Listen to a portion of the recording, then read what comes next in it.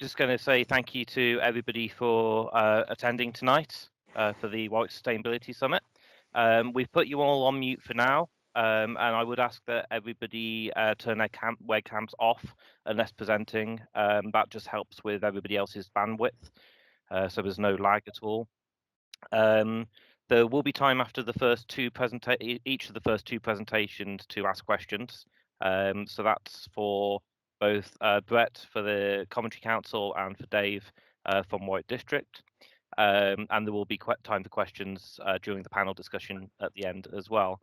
If you've got any questions during the event, feel free to post those in a chat box, and we will see if we have time to kind of put those in to the various groups as well, or kind of keep them to the end depending on what the question is.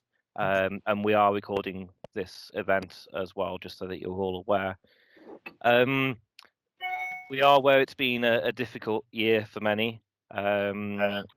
We've had, so I'm getting some feedback from one person. Catherine, if you can just sort that, sorry. And although we have seen numerous negative effects, obviously of COVID, but of climate change and human kind of destruction of nature over this year, hopefully over these next 3 hours, we do plan to keep it positive and have a good kind of end to the sustainable year. Apparently, seen a few articles that have been talking about Google searches for how to live a more sustainable life went up by 4,500% in the first 90 days of COVID. So hopefully globally we're seeing a mass movement towards sustainability, and I think that's really been helped with David Attenborough's A Life on Our Planet. His witness statement essentially that's been on Netflix and iPlayer, and if you haven't yet watched that, I fully recommend it, and potentially with some tissues maybe for these certain bits. November, so last month, saw a youth-led mock COP26. Obviously, COP26 was originally organised for this year and has been delayed until November next year, and it's probably going to be the most important event of that next year on a global level. But yeah, there's a student-led mock COP, and that also included some of our recent alumni from the university helping to support and lead that event. So that's fantastic. And we should hopefully have an event in January with one or two of them to discuss what happened and what the outcomes were. We also obviously saw Biden win the presidency in the States, and he'd already pre-win had pledged to re-sign the Paris Agreement to put United States back into the Paris Agreement. So hopefully that will happen at the beginning of next year as well. And in the UK, the government has started putting money forward for various energy saving initiatives, including things like the Green Home Grant, and also putting forward the 10-step plan. But obviously there's still certainly more to be done in order to hit UK carbon targets. So segueing slightly from the government to local government, our first talk is Bret Willers, who's head of climate change and sustainability at the Coventry City Council.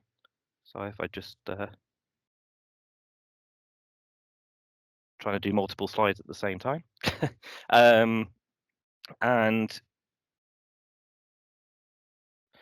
He's got over 30 years of experience as an environmental professional working in local government and national charities with a strong focus on delivering partnerships for change. Bret's last role was head of environment for Eastleigh, where he led on the transformation of a diverse range of environmental services and developed a climate change emergency action plan. And he's now responsible for creating driving strategies and programs to help the City Council become a driving force in enabling and facilitating practical action from the council and its private, public and voluntary and community partners across the city and the surrounding region. So this is all part of the council's continued strategy for tackling climate change and achieving the ambition of a zero carbon city. So I will now stop sharing my screen and pass over to Bret. Hello, everybody. Yeah, so as you said, I'm head of climate change and sustainability in the city of Coventry, and I've been doing this kind of role for some time on and off. I've been working as chief exec for New Deal for Communities, doing a lot of regeneration and things, and director in Birmingham. I've now gone back to my pet interest, which is trying to develop sustainability, make it a reality. I used to be responsible for City of Cardiff when it became the first recycling city and first energy city. And I also helped to draft the European Strategy for Sustainable Cities and Towns, what was called the Aalborg Charter. So I've got a fair bit of history in trying to get driving towards sustainable cities, and also Habitat 2, the United Nations, which was done at Istanbul. I was involved in that, which is linking how do you deliver sustainability, but also address anti-poverty, which is one of the key issues, and it's very relevant in Coventry as in most cities. So I'll just give you a quick rundown. So my task is not to develop a city council strategy. My task is actually to develop a city strategy. So actually something which is going to become collectively owned by agencies, communities, not-for-profit organisations, any organisations operating within the city. Everyone has a role to play. If the city just council as itself just focused on what it did, it most probably accounts for about 1% of the total energy use of the city. So to put it into perspective, whatever we do will be a small drop in the ocean in terms of our direct impacts. It's actually going to be what role the council plays in terms of facilitating others, either as in terms of investing or in terms of helping through planning policy and all of that kind of thing to try and help create a more sustainable city. So my role is really to try and get all these various organizations to work together as one to develop this, and that's a big undertaking, I can assure you. But anyway, that's the task. Let's put it into context. With COVID, of course, we've seen more home working. We've seen a decreased use in motor vehicles. We've seen an improvement in air quality. As I said earlier, came from Eastleigh. Southampton and that area has got very, very poor air quality. We saw a dramatic change in a very short space of time. We saw increasing cycling and also walking. So it's kind of a way it gives people a feel that there's an alternative.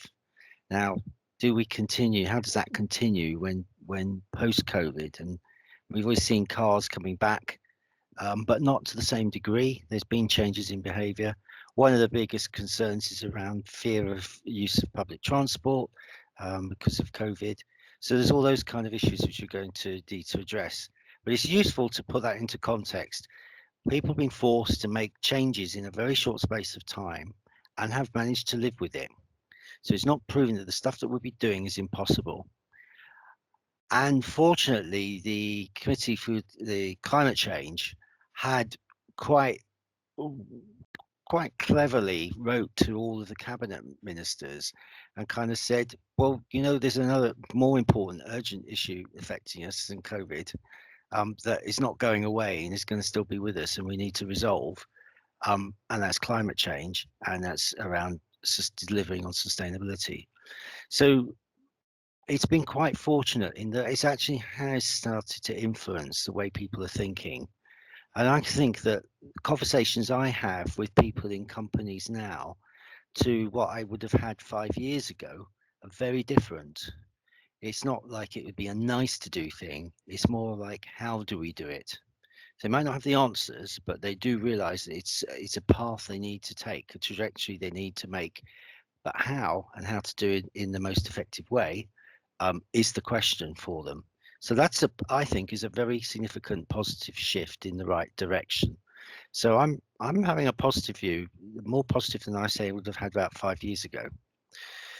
So there's a lot of opportunities in terms as well from an economic development point of view, especially for cities like Coventry. Coventry has an automotive industry background. That would seem like, well, that's a bit disastrous, isn't it, in terms of the issues? But it's not, because actually, where is the automotive industry moving? It's moving towards green technologies. It's using for hydrogen vehicles and electric vehicles. And Coventry is incredibly well placed for supporting the development of those technologies. So it also can be a market opportunity and a business opportunity for people and not just seen as a negative thing that's going to have nothing but cost impacts, because it won't. It will have positive benefits to the city as well.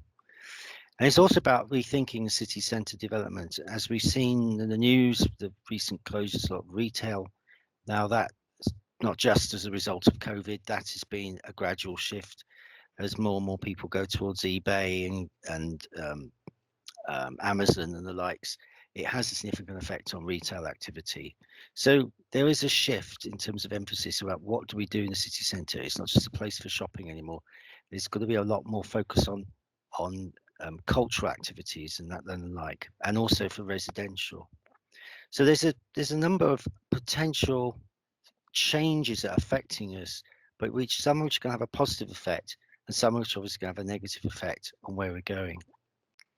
But there's certainly new supply chains, export potential, very light rail as an example. We've got in Coventry, we're developing a very light rail system. So you might be familiar with the tram systems in Manchester. If you stick a tram in the road that's like a Manchester tram, you have to dig up quite a lot of the road, go quite deep to do so. You have to affect all the infrastructure that's underneath. So it's a very, very costly thing to do. We're developing something which is actually going to not require that to happen. It's going to be more of a surface treatment that should enable people to run the tram system, the smaller tram systems, but more frequent in terms of their running, and a much better option. Now, if that's successful, and the tram itself is now being developed. It's just we're working with the company on the development of the rail component. If that's successful, that could well become a product that will find its way into lots of smaller cities across the country and across the world, which require that can't invest in those kind of Manchester style trams that can make things happen. So that's a potential that's built and constructed by people living in Coventry. So that's a potential job opportunities for a lot of people. The diversification of energy supply is a major issue for us, and obviously we've got the potential of having the gigafactory, which would be the factory that would manufacture the electric batteries for vehicles. Big issue. The government has identified West Midlands as the location for that, likely location for that, and at the moment Coventry is very actively involved in securing the case for that.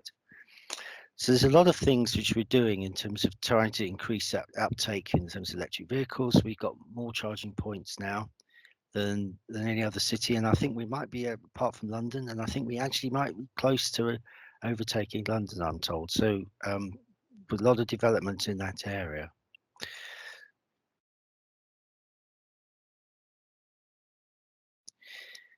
One of the key things of the changes is knowing what to do regarding energy. We're moving away from large coal-powered, gas-fueled, fossil fuel-based, centralized energy generation towards something which is more diverse, localized, and owned by loads of different people, even down to individuals and community organizations.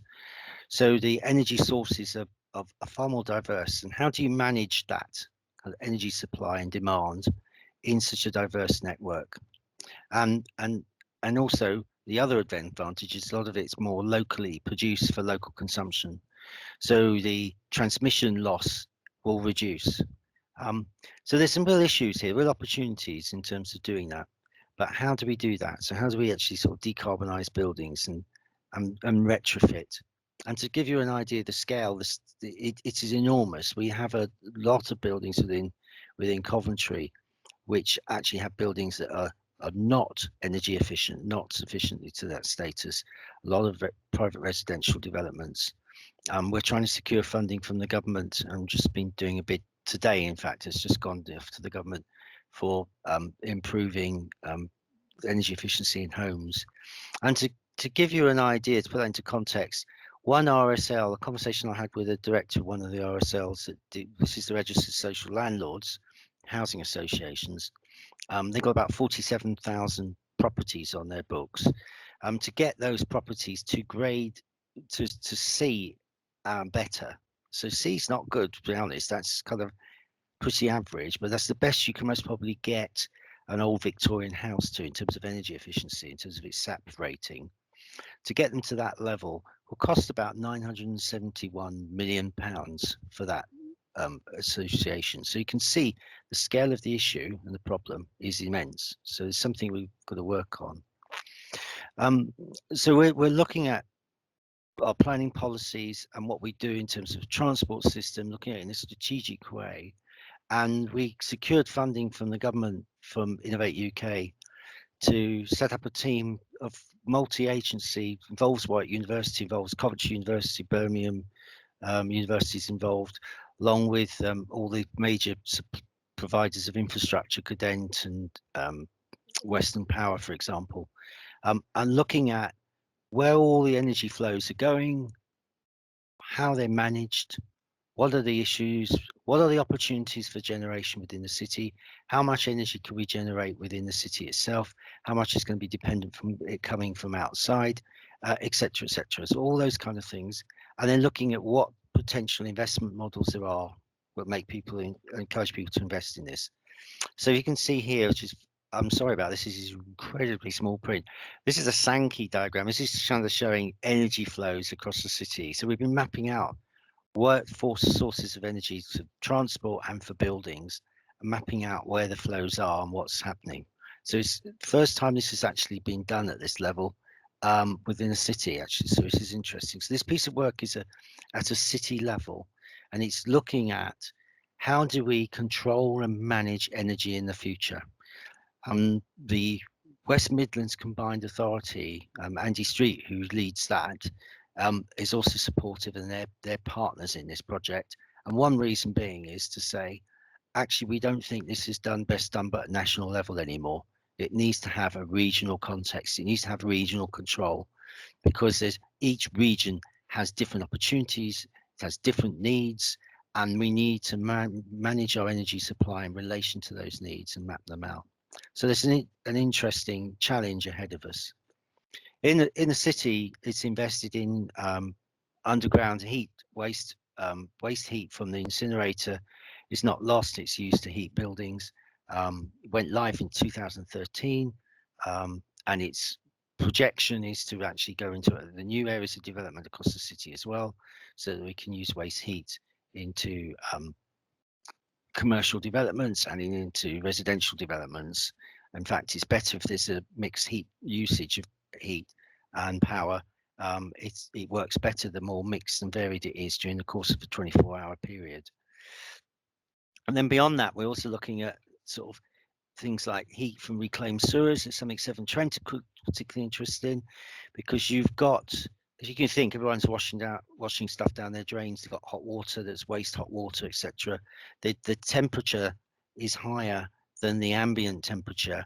So if you can run pipes through that, you're elevating the heat levels without having to use any other energy before you then start to use electricity or whatever to heat up. So and unfortunately in Coventry we've also got former mine workings as well, so we can sink shafts, and so there's all those kind of open-minded about what we can use and how we can generate energy. Similarly with the electric vehicles, and you see in the bottom right the light rapid transit vehicle, or the light rail that I mentioned earlier, and trying to make it easy for people to use. So things like the Swift cards, things that enable people to move from one mode of transport to another, so you can hop on a bus or use electric bike or whatever, or a car, shared electric vehicle, using the same card, and move modes of travel to get from A to B, to allow that flexibility of use. Very important that we do that.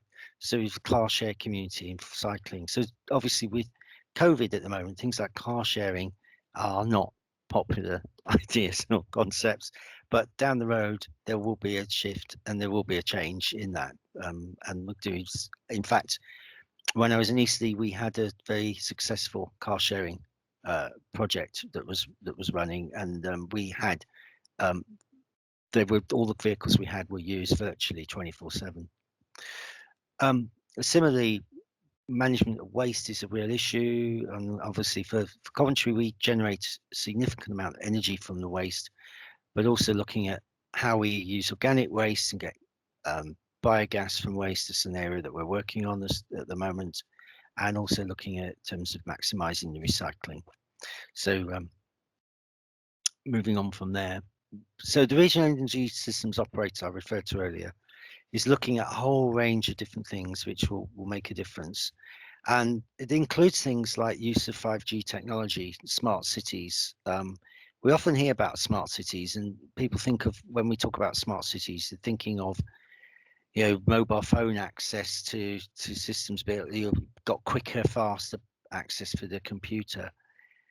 Smart cities are also about the use of digital technology to maximize the use of resources in the most efficient way, to minimize waste and all of that, and to do it in an automated way. So, for example, at the moment we're in discussions with the police about using their ANPR cameras, which is using the number plate recognition cameras, linking those to looking at monitoring air quality, so you can actually assess what the source apportionment for different vehicle types and how they're affecting air quality, and you can manage traffic levels to try and do that. There's a piece of work I was doing in Eastleigh, in fact. It was going to see that that it's being done here in Coventry as well. And looking at modern technology like blockchain trading, if anyone's familiar with that, but looking at trying to optimize the price for people to keep their fuel prices down, when understanding what energy supplies around at any one moment in time. So every, say, half-hour period, where's the energy currently available and what's it in its cheapest form? So if it's coming from sort of solar panels because it's a particularly sunny day or whatever, then it would be managing the shift of that energy, use of that energy for the customer to maximize their, lower the costs for them, but also to maximize the use of the renewable technologies, new renewable sourced energy. All these sorts of things are technological fixes, but there's other things which you need to do as well, which are less technological but still important. You can see that some of those are listed there. Another thing we're doing that's really interesting is, how do you measure what impact you have and you're making a difference? How do you know if you're making a difference? So we're working at the moment with a Swedish organization called Climate View, and there's 5 cities involved in this work. There's been about 5 Swedish cities and a few German cities that have been doing this work, and we're kind of following on from them. And they're looking at developing indicators that will measure transition, so people's move from one form to another towards a higher carbon to a lower carbon for behavior or activity.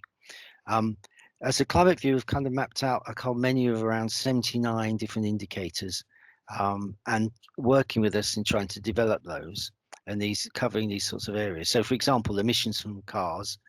Solution is to reduce emissions. How? Well, there's boxes there are the kind of things that we could be doing that will result in that. But then how do we know? And if we know that per unit on average, per kilometer, these are the differences in terms of reduction of carbon, then we can kind of map out, well, okay, if we can get 20% of the population to start cycling or walking, it will have this effect. And we could then start to see in the kind of basket of indicators what impact we'll have.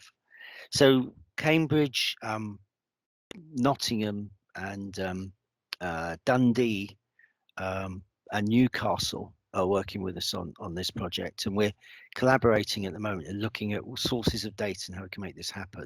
So there's a lot of focus on the transport side and the energy side, less on agriculture, as you can imagine, because we're cities, and there must probably lower priorities. And some of the industry, of course, we're interested in, because we do have industrial activities in the city.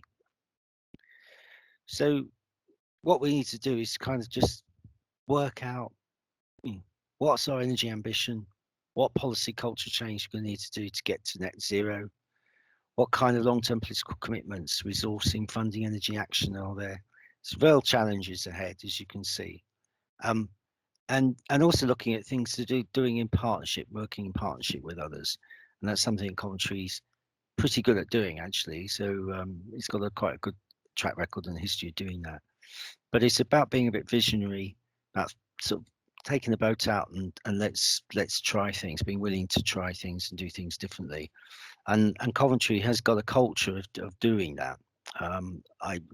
I'll confess, I used to work for Coventry about 15 odd years ago, and at that time it was one of the first authorities to engage communities with an area coordination approach, which then got followed by lots of authorities around the country.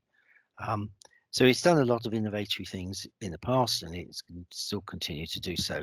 An interesting point to note is that after Cambridge, Coventry has the highest number of patents. So it says it's a city which has got a lot of people coming from the universities, who are very dynamic and visionary and try and come up with solutions to problems. And that's precisely what Coventry does and is good at.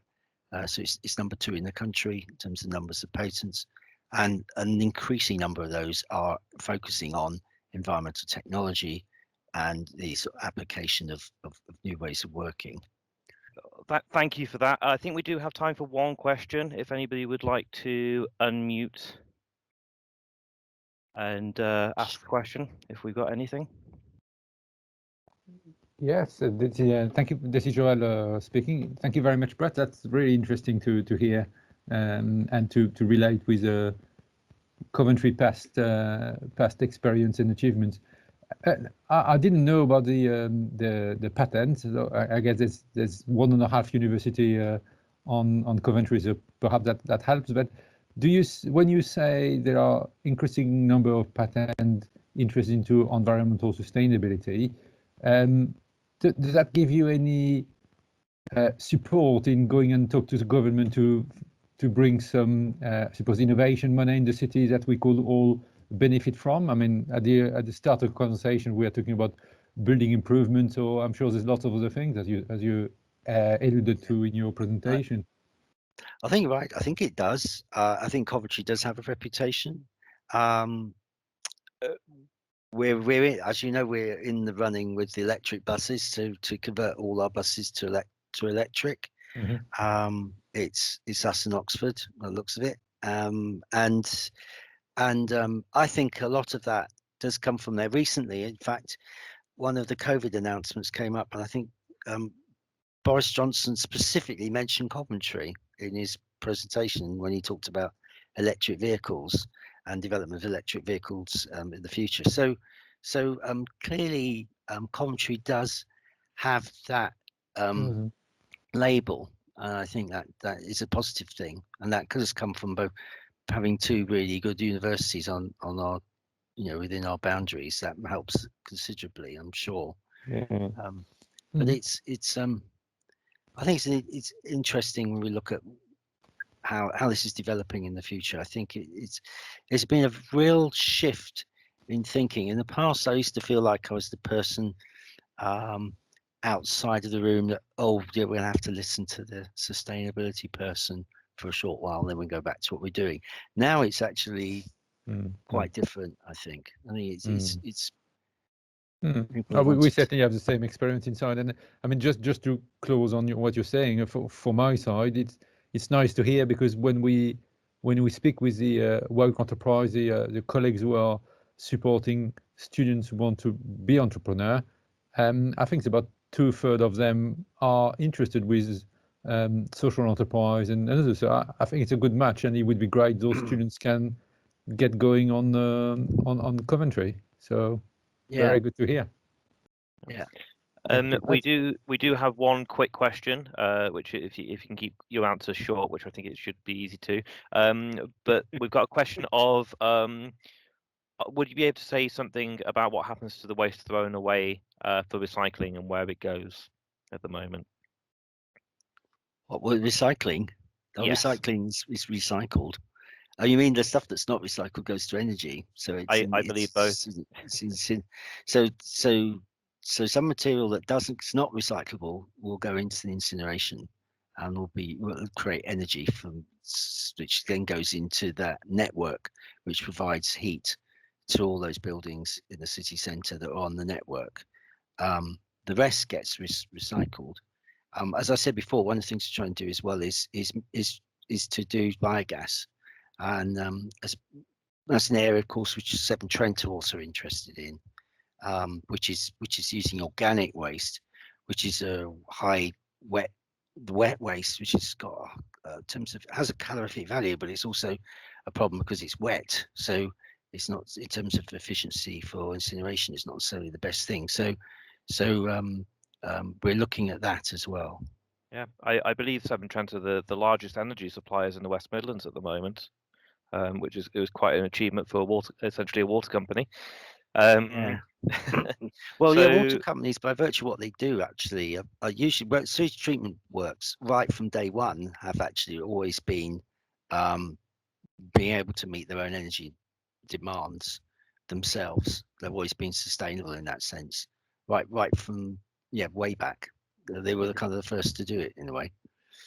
we will now move on to Dave Barber, who is on the other side of the university region in the Warwickshire area. So Dave is the Programme Director for Climate Change at the Warwick District Council. Having been appointed this summer, his role is to coordinate a range of work within the council with partners and communities across the district to achieve the council's climate change ambitions, which is to be carbon neutral organisation by 2025, and work towards a climate neutral district by 2030. And he's worked for the council for 20 years and has a background in planning. So welcome to Dave. Thank you, David. Right, hopefully that's now displaying okay, is it, everybody? It is, yeah, thank you. Right, okay. Well, thanks for inviting me, and thanks.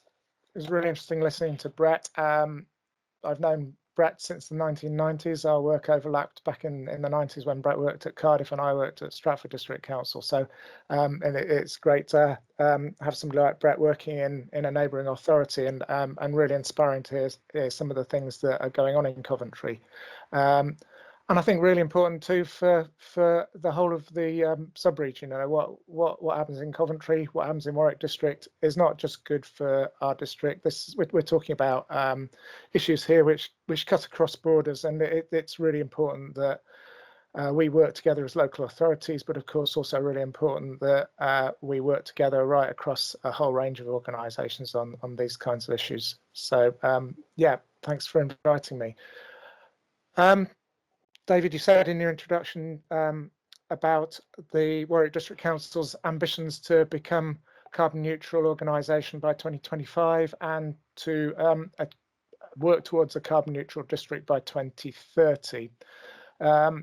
We declared a climate emergency in 2019, like many councils, and I'm really proud of the way that the council has responded to that since then. I think it's been something that has been very clear that we don't want to just pay lip service to that declaration.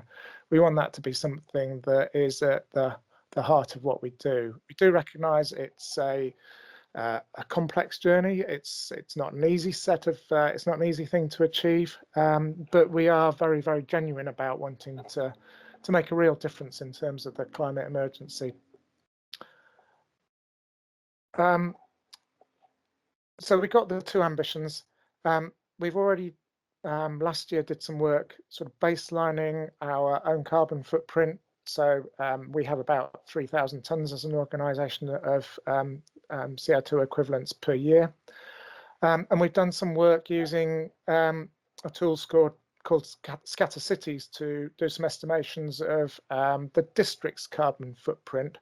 And as Bret was describing, you know, our impact as an organisation is a drop in the ocean compared to the 1 million tonnes of CO2 equivalents that are emitted from the district as a whole. But we're really keen to ensure that we work on both of those two things in parallel, because we do see ourselves as an organisation that has a community leadership role, and it's really important that we do focus on putting our own house in order and getting our own approaches right, as well as working with our communities and organisations within our district to address that bigger issue of 1 million tonnes of CO2. So we've developed a climate emergency action programme. There are 3 parts to that, which I'll just quickly talk through in a moment. But clearly we need to establish a programme. We've then got the management plan for the council itself, and then we've got a roadmap for how we address the climate emergency across the district as a whole. So taking that first part, this is really the nuts and bolts of it. It's in a way, it's not exciting stuff, but it's really important stuff, because this is what makes the whole program of work tick, and what gives it momentum, and what makes sure that we stay on track with the ambitions that we've set ourselves. So it is about, you know, monitoring those ambitions, monitoring our greenhouse gas emissions, and reporting on those to our communities, to our councillors, so that we can be held to account for the ambitions that we've set ourselves. It's also about putting in place ways that our councillors can get involved. It's about bringing funding to the issue. I put in brackets there, no council tax referendum. There was an ambition in Warwick District to hold a referendum to increase our council tax by approximately £1 per week. And that money was to be ring-fenced to go into addressing the climate emergency. That referendum was due to be held in May this year, and clearly with COVID we weren't able to hold the referendum. But we are nevertheless working very hard to establish a climate action fund through other means. Difficult budget times for us, but I'm optimistic that in the budget that the council sets next year, there will be serious commitments to support climate action. It's also worth pointing out some of these other things that sit behind what we do. So getting our procurement right. So we spend you know, millions of pounds on our services and on commissioning organisations to provide us with support and advice. And increasingly, we are expecting them to meet higher environmental standards and to address the climate emergency in the work that they do. And it's really important to get that strategy right, to get the way we work with our managers and the members of staff who are involved with doing that work right as well, so that we're using our spending power to really change what is happening out there in other organisations as well. Bret talked a lot about the importance of working with people across the district, and you know, we've got a lot of work to do on working with our partners and stakeholders. But one of the things that's been really fascinating since I started my role in the summer has been talking to so many organisations within the district that are already doing great work in this area. You know, there's some real momentum, and I really share Bret's optimism when, you know, we think about the kind of context within which we're trying to do this work is very different, and there's, you know, real enthusiasm from our communities, but there's also real enthusiasm from so many organisations to make a change. And you know, I think we can be really optimistic about those sorts of things. The final bullet point there about engaging with the community and the Citizens Assembly is one that I want to touch on. We have what we're calling a people's inquiry into a people's climate inquiry. We've got 30 local residents who form the inquiry, and they're reflective of the district's population in terms of things like ethnicity, age, gender, disabilities, and so on. And importantly as well, they're also reflective of the district's population in terms of their attitude to climate change as well. So we're not just asking people who are really concerned about climate change and are really enthusiastic about doing something about it. We're also bringing into that conversation people who are skeptical about climate change, or people who are apathetic about wanting to do anything about it. Because if we don't understand those points of view, it becomes really difficult to target the interventions we might make in a way that those kind of people can understand and respond to. So listening to them really carefully is an important part of what we're doing. So the Citizens Assembly or People's Inquiry is being held over 10 sessions at the moment. Each session is 2.5 to 3 hours long, and there is a session taking place as we speak, which is the 4th session, and that will be they will be reporting to us, making with a set of recommendations in February. So really looking forward to seeing what their recommendations are.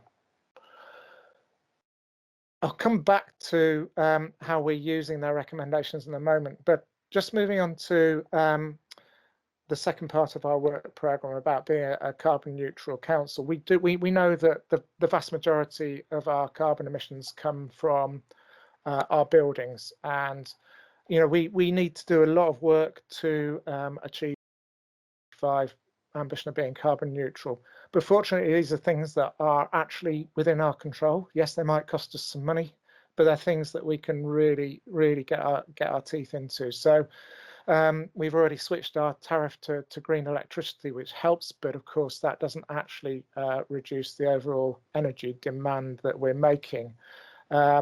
We're looking at replacing our fossil fuel heating systems. We have quite a large number of gas boilers within our building stock, and we're looking at the potential to replace those with renewable energy, with heat pumps, and try and remove the carbon from those systems altogether, and also trying to bring in thermal efficiency measures at the same time as that, because if we're going to move to something more expensive like green electricity, we need to make sure we're using that efficiently and effectively. So we're in the process of putting together bids for a number of our buildings to the government's decarbonisation fund, and also have been looking at using our own resources as well to support that work. It's not going to happen overnight. We've got a long way to go, and we've got some historic listed buildings that are part of our building stock which need to be handled with great delicacy in the way we do those sorts of things. So that's a key part of what we're doing. Another key part of what we're doing is about our staff travel, and whilst we're in these COVID times, there's a lot of our staff are working from home. The vast majority of staff are working from home, but we need to look beyond that. And for a long time, we've encouraged cycling and walking to work. We have electric vehicles make up the majority of our vehicle fleet that aren't contracted out, and we're currently in the process of changing the remaining part of the fleet to electric vehicles as well. So lots of work to do on that, and it's a harder area to get our teeth into because actually the way our staff behave isn't quite so directly in our control, but it's certainly something we can support and encourage them in doing. And then our contracts as well are really important. I won't talk about these in any detail except to say we're in the process of retendering for our major contracts around waste collection and street cleaning and grounds maintenance, which are, high carbon emitters, and are looking at the potential for zero emission vehicles to support those. I say potential because understanding the sort of costs of that and the feasibility of some of those is something that needs to be taken into account in the decisions that are made about those contracts, but it's certainly something we're really enthusiastic about doing.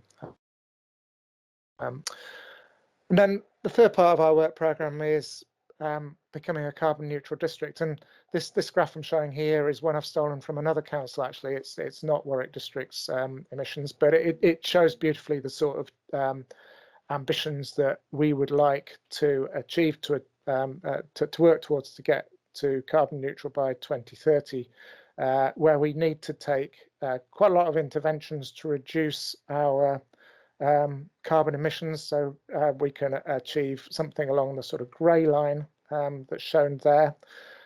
But we do recognise that achieving a carbon-free district by 2030 is unlikely to be possible in the national and international context. And so we need to do work on actually generating energy and capturing carbon, which is the orange line. So we need to look at those. Certainly our focus over the first 5 years is on reducing our carbon emissions, but later on we may well want to look at those issues about capturing carbon. As I said, we've done some work looking at our carbon emissions across the district, and you can see from here that nearly 40% of our carbon emissions are from on-road transport. That's the big pink block. About 26%, that's the darkish blue block, are from residential buildings. And then the orange, green and red blocks on the top left are commercial, industrial and institutional buildings, which make up about another 25%. And those three things tell us a lot about where we need to focus our efforts in the coming years. And you know, there's things that we need to do about supporting active travel and low and zero emission vehicles. There's things we need to do about domestic energy, and things we need to do about commercial and institutional buildings. We've got a lot of work to do in all of those areas. You know, we're at the beginning of developing this program. This is only a roadmap we've got at the moment. There are some actual practical initiatives that are taking shape around the potential for bike schemes and the potential for low emissions vehicles in the district, and so on. But you know, this is not something that we have a track record where we can point at lots of things and say, look, we're already doing all of these things. We're just starting the journey, but we have real clear ambitions about what we want to achieve in these areas.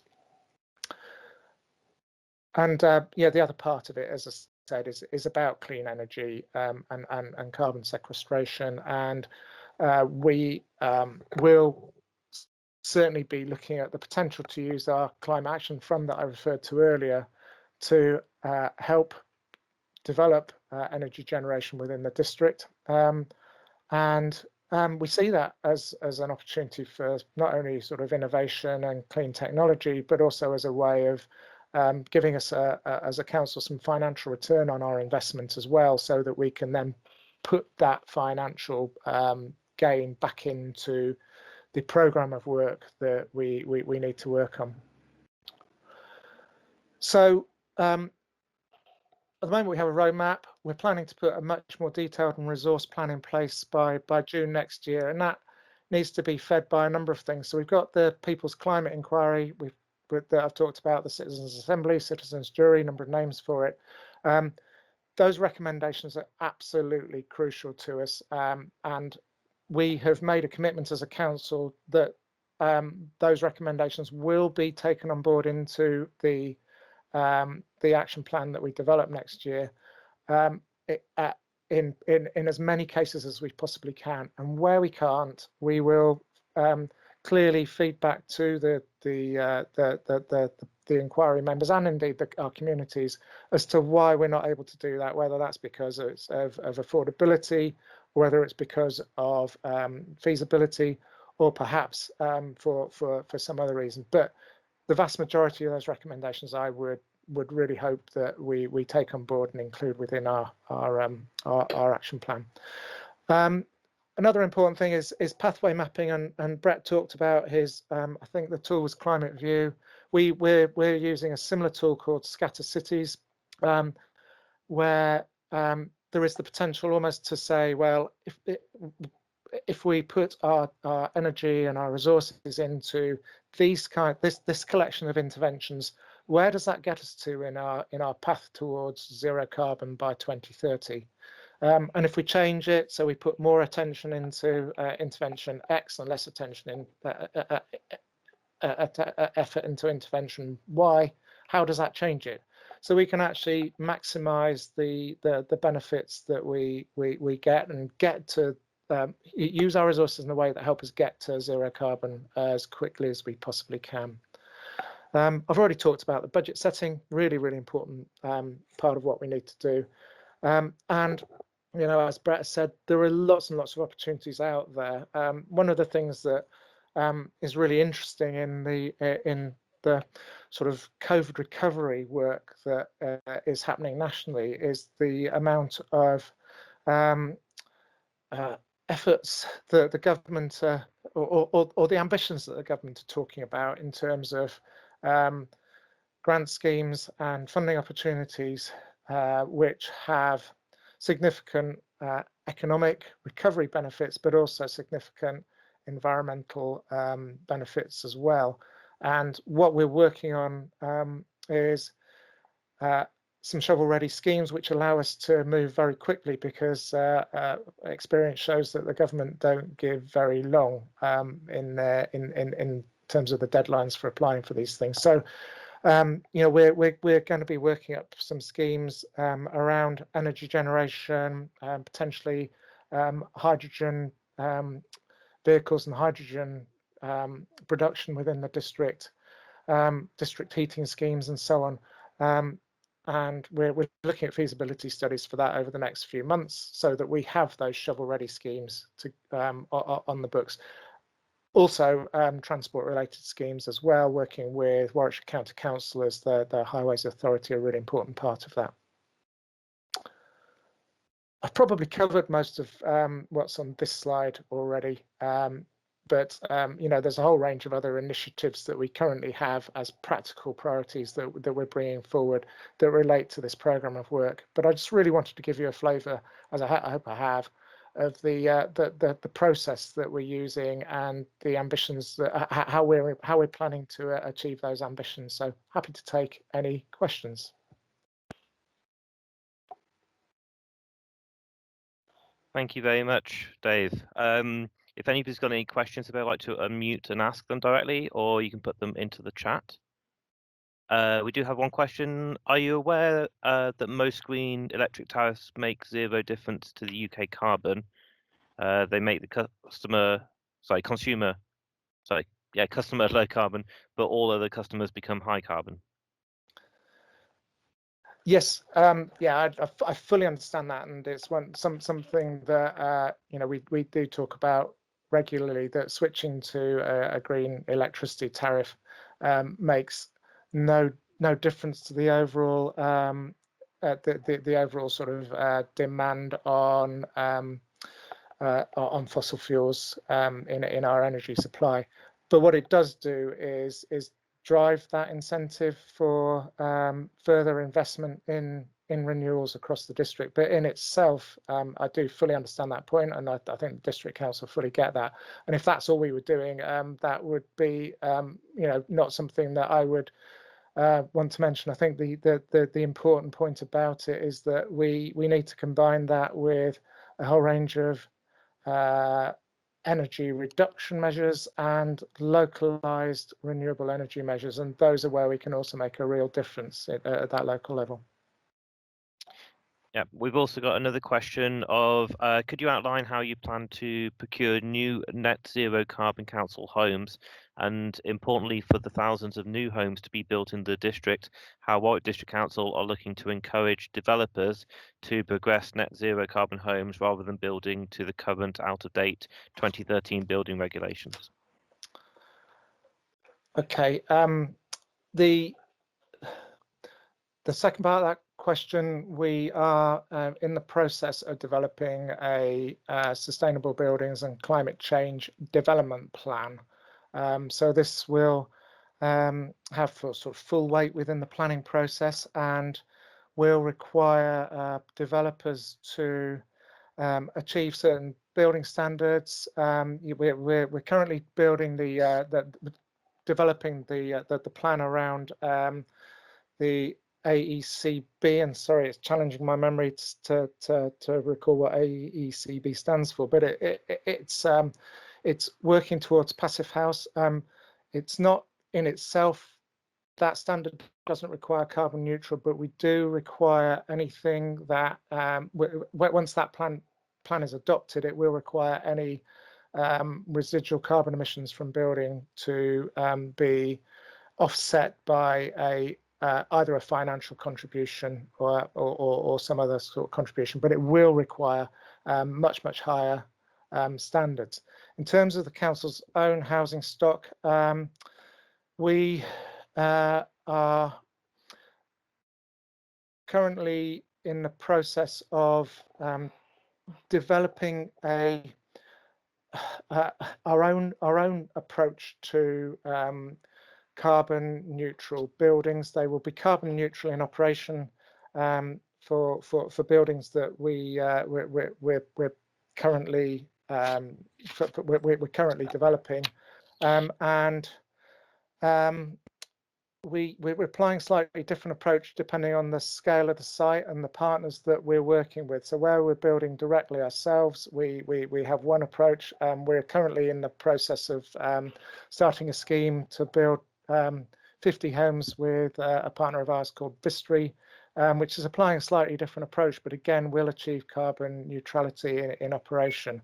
One of the things we're finding much more difficult about that, and it's a really complicated area that needs to be addressed across the building industry, and we're really interested in taking part in conversations around it, is about the embodied carbon and the construction carbon and so on. So more work to be done in that area. And then I think we've got one more question from Manpreet, if you'd like to unmute. Yes, hello. This is just in kind of a follow-up from the question I asked before as well, but I think I didn't write it properly, and I'm sorry if this is a trivial question, but in terms of the waste disposal, in terms of actually, I was talking about recycling in the sense that I find that there are many articles scattered around kind of saying different things about what happens to the waste we throw away for recycling. And could you kind of like provide some reassurance, I suppose, that, you know, what we kind of carefully throw away for recycling does get recycled responsibly? It's not something I know a great deal about, and because Warwickshire is two-tier local authorities, we in the district council collect recycling materials. The county council are responsible for disposing of it. It's the way that the national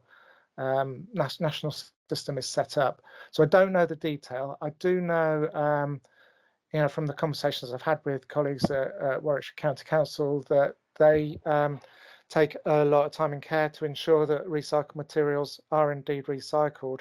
Bret mentioned very briefly in his presentation about the multi-recycling facility, the MRF, and that's something that Warwick District Council are also partners to, along with all of the other local authorities in Warwickshire.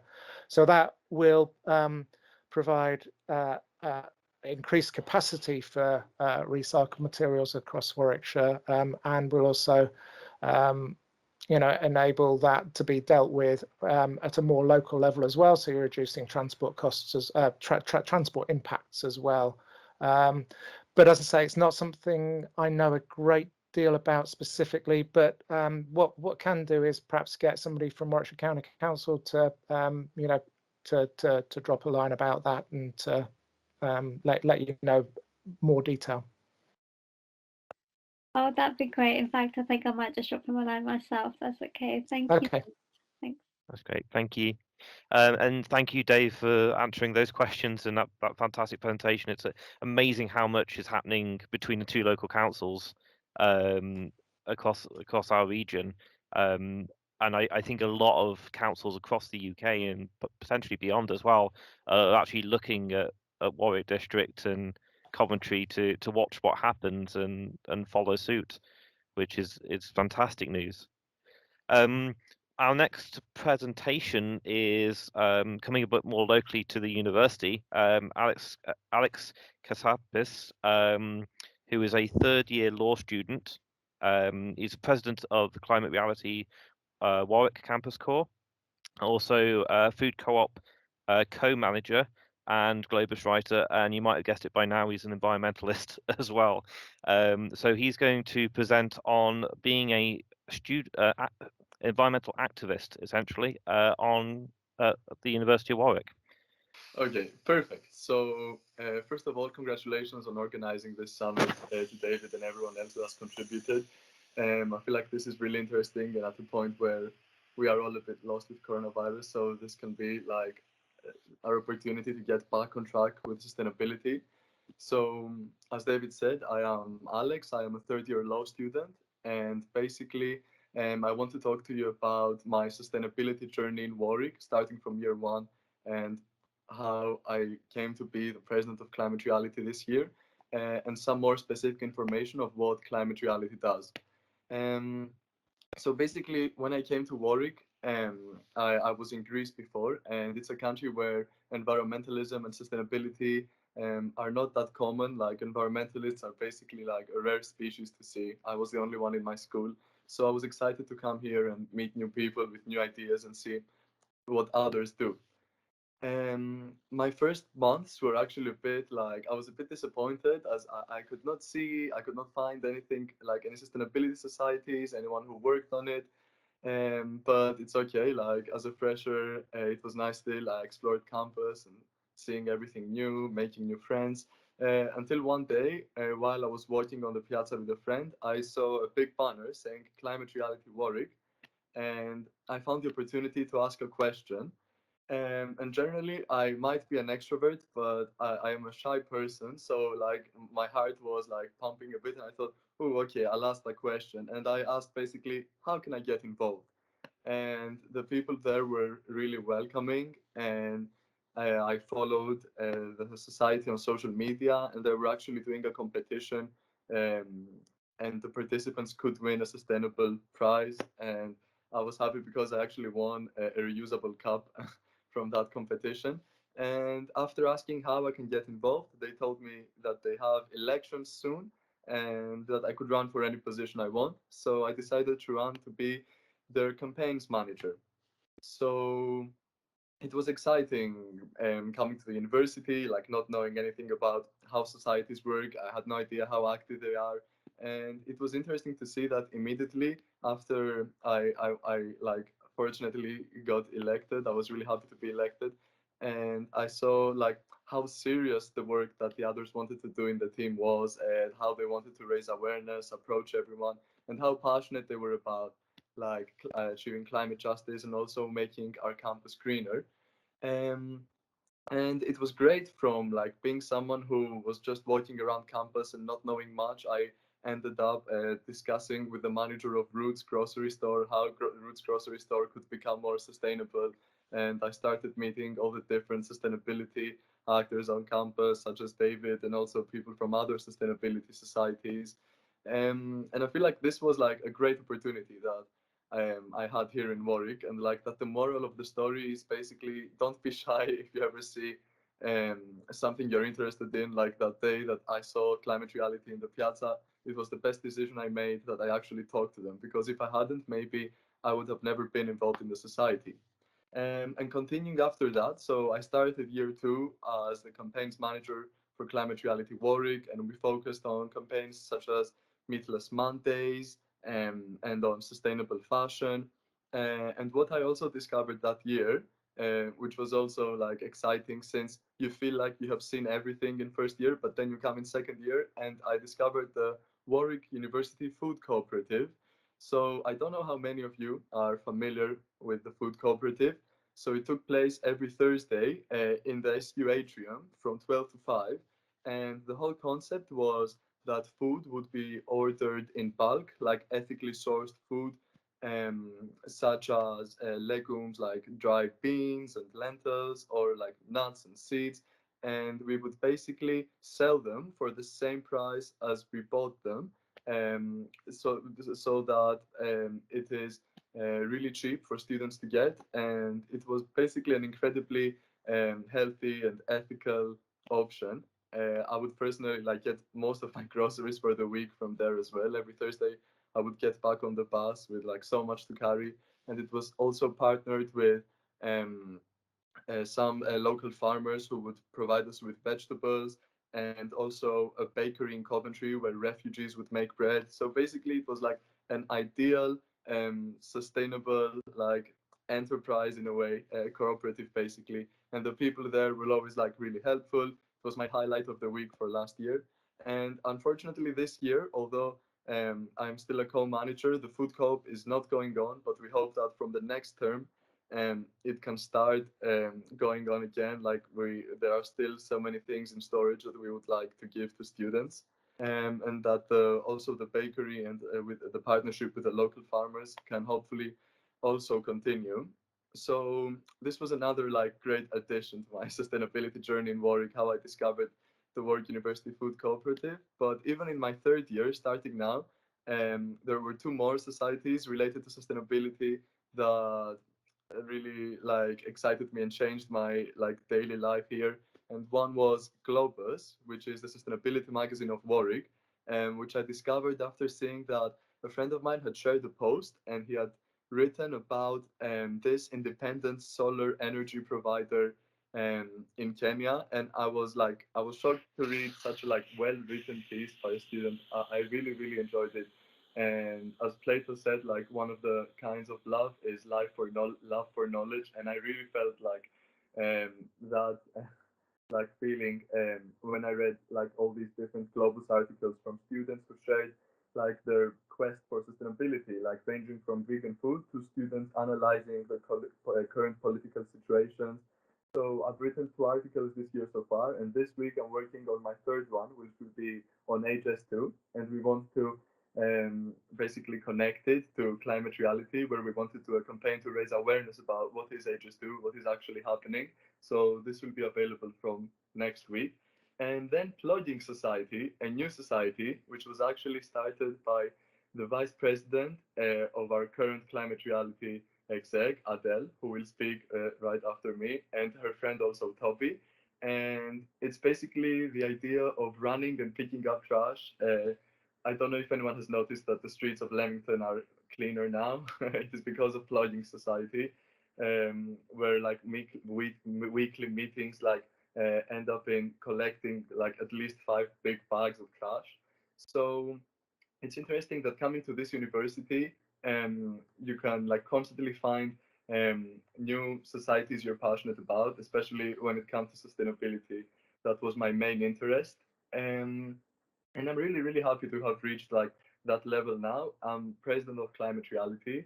I ran for this position in March, and although things looked a bit grim at first, thinking about coronavirus and how limited our options for events would be, we are really happy with how it has evolved, as we have moved our campaigns online. Every Monday we share content for Meatless Mondays, and then on Tuesdays we have the Climate Reality show, reality as in reality TEA, and our social secretary goes around Leamington Spa basically on different like sustainable shops or meeting people who are interested in sustainability and trying to share them with the world around. So if you haven't checked them out, you have to check them out. Like I feel like they are also really entertaining. And Wasteless Wednesdays is also a weekly show that we do. So now the episodes are actually have different themes. Like we had a James Bond theme, or a Pulp Fiction theme, or like Keeping Up with the Kardashians theme, and they basically all have to do with what you can do with ingredients that you have left over that would otherwise have been thrown away. So you have stale bread, or you can make banana bread, or you have what do you do with a pumpkin after Halloween, or you can make pumpkin soup. So this I feel is an entertaining way to also raise awareness about climate change. And as Climate Reality this year, what we thought was that we want all the students and basically like everyone on campus who sees our work to feel like they can be part of the fight to basically tackle climate change, like whatever each person can individually do, but also finding the right balance between individual action and advocating for more action, like against bigger actors. Um, and we didn't want to give, because I feel like so many people have associated environmentalism with being probably like this leftist ideology or this hippie ideology, but this is not the case. It is something that I feel like must be ingrained in everyone's mind to actually understand what is happening, how we need to reconnect with nature again. So this is exactly what we are trying to do.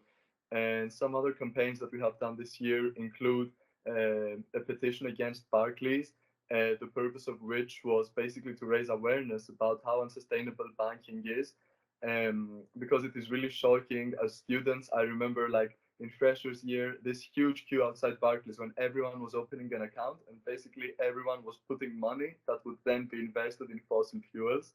And I had a Barclays account myself, and I felt like this was an important step that we had to do. Like university campuses are places that seem that should be like ideal for sustainability, and what comes in the next years is really interesting to see how like university campuses change and become more and more sustainable, and we want to see whether Barclays can fit in a sustainable campus. Probably not.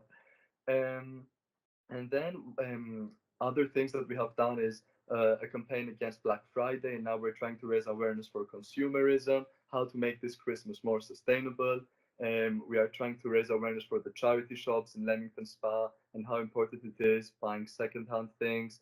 And basically all the topics that are related to sustainability, we are trying to promote them like actively.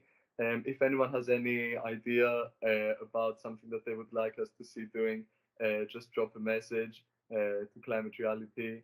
And also what's really interesting is that we have been nominated as the Environmental Society of the Year in a Bright Network competition, and all students can vote. So I could send the link, the voting link, in the chat here, and everyone who's interested could vote. Like, we would really, really appreciate your votes. The prize would be £1,000, which will then be invested in like more sustainability campaigns to make our campus even greener and to try to ingrain sustainability in all students' lives. And also that we have a talk tomorrow about how philosophy connects with fighting climate change. You can find all relevant information on our social media pages.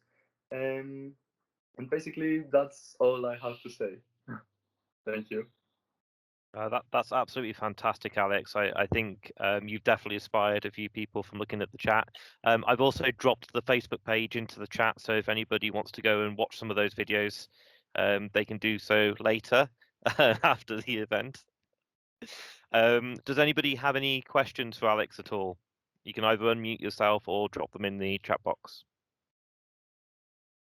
Hello, thank you very much, Alex. This is Jarrod here. I think when I hear people like yourself and others, it's definitely very uplifting, to say the least. And to a degree, it's just frustrating from my side that we never can produce as much work as you and students would like to do. You know, the speed at which we can implement things is never fast enough. But I think what I'm going to try to show in our presentation later stages today is certainly to change. I think we need to find ways to collaborate, so it's not students trying to do things on one side and staff getting frustrated that it doesn't move enough, and the university trying to push through. I think we need to find ways to collaborate. So absolutely great to hear, and I welcome you and all others who are pushing in this direction. Thank you. Thank you very much. So we have a question from Tanya of what can Warwick do better to get interested students involved in these areas earlier on in their course? This is a difficult question because as like Climate Reality, we are also trying to figure out the same.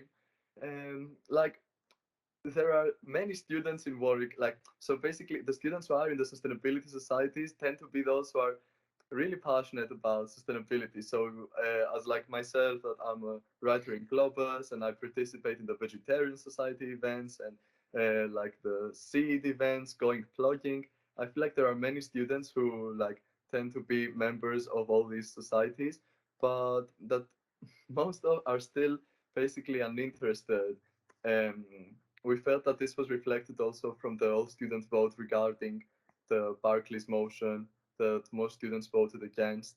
And I guess it could be more interesting if more of sustainability could be part of the university, like, how can I say, like curriculum, like with more of sustainability being in people's courses, in individual modules, so that everyone could understand more easily why they need to take action. Because I feel like many people either don't recognize the urgent need to take action, or they just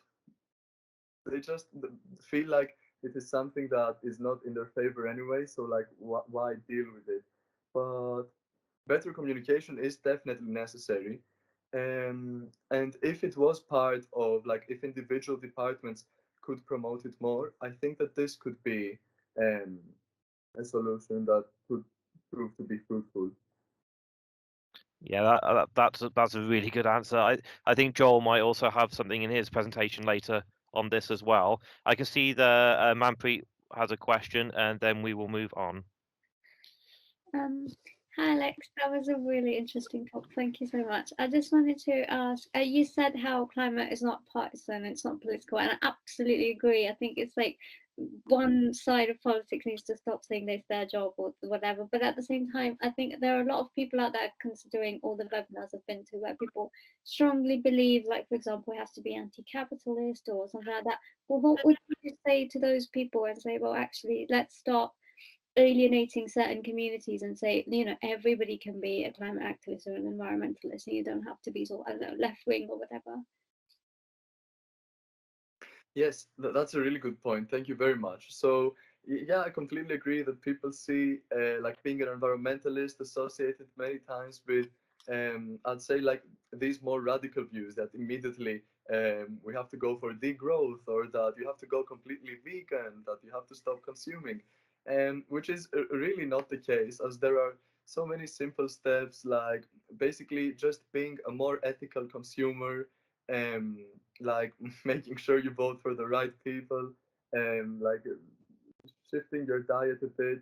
Like, there are so many simple steps that are not, like, even, I would say, that difficult, that time consuming for people to take, and that could prove to be like a game changer when it comes to fighting climate change. That's great. Thank you, Alex. So up next we have Gian Henry and Kristen Azar. Gian is a third-year Warwick student in management, and Kristen is a politics, philosophy, and law student. They're the co-founders and co-presidents of the newly formed Warwick Clothes Circuit Society, with a high interest in social justice and human rights and the environment, which has led them to looking at the fashion industry and wanting to basically make a change by promoting sustainable fashion and raise awareness about the social and environment issues behind fast fashion. So welcome you both. Would you like to share your screen? Yes. Okay. So hello, everybody. We would like to start off by saying thank you for attending this summit and for having the speakers. We're really looking forward to explaining the concept for our new society, closed circuit, and the rationale behind it. So today our talk is about fast fashion and how our new society present a more sustainable alternative to it. But first, we're going to introduce ourselves. Hello, everyone. My name is Kristen, and I'm a third-year student. I study PPL, that's Politics, Philosophy, and Law. And my interest in fast fashion didn't arise in the most straightforward way. I'm very passionate about human rights and social justice. Growing up in Lebanon, I saw the sort of abuses that have to do with the less privileged, such as child labor and the refugee crisis. So only recently, I realized the hypocrisy with which I dealt with these issues. Once I read up on fast fashion, I realized that not only had I been supporting the detriment of the environment, but that of people's rights and their well-being. My name is Jen. I'm a third-year Warwick student also, and I study management. While my interest in sustainability was sparked in a completely different manner to Kristen, it still led us to the same conclusion. Growing up, I've always been interested in fashion and seen it as a manifestation of who we are and who we choose to be. And then I began to develop my interest in sustainability through different articles. This is when I realized I had chosen, even unconsciously, to advocate overconsumption at the expense of the environment. And thus, recently I wanted to reconnect with fashion, but this time consciously and in accordance with protecting the environment. And so I applied for an internship in Montreal in a sustainable fashion brand, but it was no surprise that I got canceled given the current pandemic. And so one day, Chris and I happened to be debating on fast fashion and our frustration in regards to it. Kristen about its social issues and I its environmental ones. And so we said that we should stop complaining and actually make a change. So this is how Closed Circuit, our new society, was created. All right, so we're going to begin with a brief explanation of how fast fashion works and at what and whose expense it operates. So if we take the standard definition of fast fashion, it is a notion that describes clothing designs that move rapidly from the catwalk to stores in order to keep up with new trends. That way, consumers can buy cheap clothes and keep up with trends at the same time. We, however, cannot take this definition into our explanation. It is too neutral and too normalized. The question of fast fashion has more to do than just affordability. The price is grave environmental and human rights concerns. And so when we think of how to enact change within the climate, fast fashion is not the first industry that comes to mind. It thus comes as a shock that fast fashion has a higher carbon footprint than the maritime and aviation industry combined. It becomes important to look at the vicious circle of fast fashion, beginning with the earth, then going through low-paid and long supply chain into our homes only temporarily, and then back into the earth, where it is either burnt or added on to the landfills. The devastation behind each part of this process can be seen in the facts. Garment workers, 80% of whom are women, can receive as little as $21 a day. That is, if they even are paid. Many brands, as can be seen in recent cases, like Primark and Urban Outfitters, have refused to even pay up. This leaves their workers unpaid and unacknowledged while we continue to buy from these brands. This devastation is also an environmental one. The water needed to produce a single t-shirt is equivalent to an individual's consumption of water over 2.5 years. These are facts we do not consider, or even are aware of, when we think of our shopping habits. So, we as consumers need to understand that we cannot continue at this rate. These trends are too changing and too fast for the earth. However, there is some good news. An exploitative system cannot operate without its consumers. So the question that arises is not if we can make a change, but how willing we are to do so. We are in need of a more circular and sustainable approach, and our new society promises to do just that. Closed Circuit is unique in that it is based on a non-profit circulation of clothes. Not only does it go against the fast disposability of clothes, but also the capitalist system that sustains it. So now we're going to take a closer look at Closed Circuit and how it exactly works. So Closed Circuit is a newly founded society and is based on the principle to donate to receive. Our purpose is not only to promote the circulation of student secondhand clothing as an environmentally friendly alternative to fast fashion, but also to help students shop on a budget. It is based on a barter system, which means that nobody is involved in the process. If you are willing to give away a piece of clothing, you will first have to fill out the Google form in our Instagram biography. This will provide our team with the information and the picture of the piece of clothing. Then we'll post on our Instagram biography to let people know of this new item. The second step is the delivery of your piece of clothing. You will have two options. Either you keep the piece of clothing at your house and you would do the delivery yourself with the person who wants to buy your clothes. This will allow you to earn 2 extra points. And the second option is to give it directly to us and we will do the delivery for you. Thirdly, depending on the type of clothing you want to give away, you will earn a certain number of points with which you will be able to buy other students' clothing. There are also other ways you can earn points, for instance, as I said earlier, doing the delivery yourself. And finally, if one of the items you see on our Instagram page interests you, you just have to send us a message on our Instagram and our team will check the number of points you own, and that way we'll send you back a message either with the name of the person who gave away the item, or we'll arrange the delivery for this person. As I explained earlier, we have a point-based system. Each piece of clothing has a specific number of points as shown on your screen. To make things easier, I will take an example. Let's say you want to give away a hoodie, for instance, which is 25 points. You first have to fill out the Google form, and then you can choose, for instance, a t-shirt, which is 5 points. So with these 25 points, you will buy this t-shirt.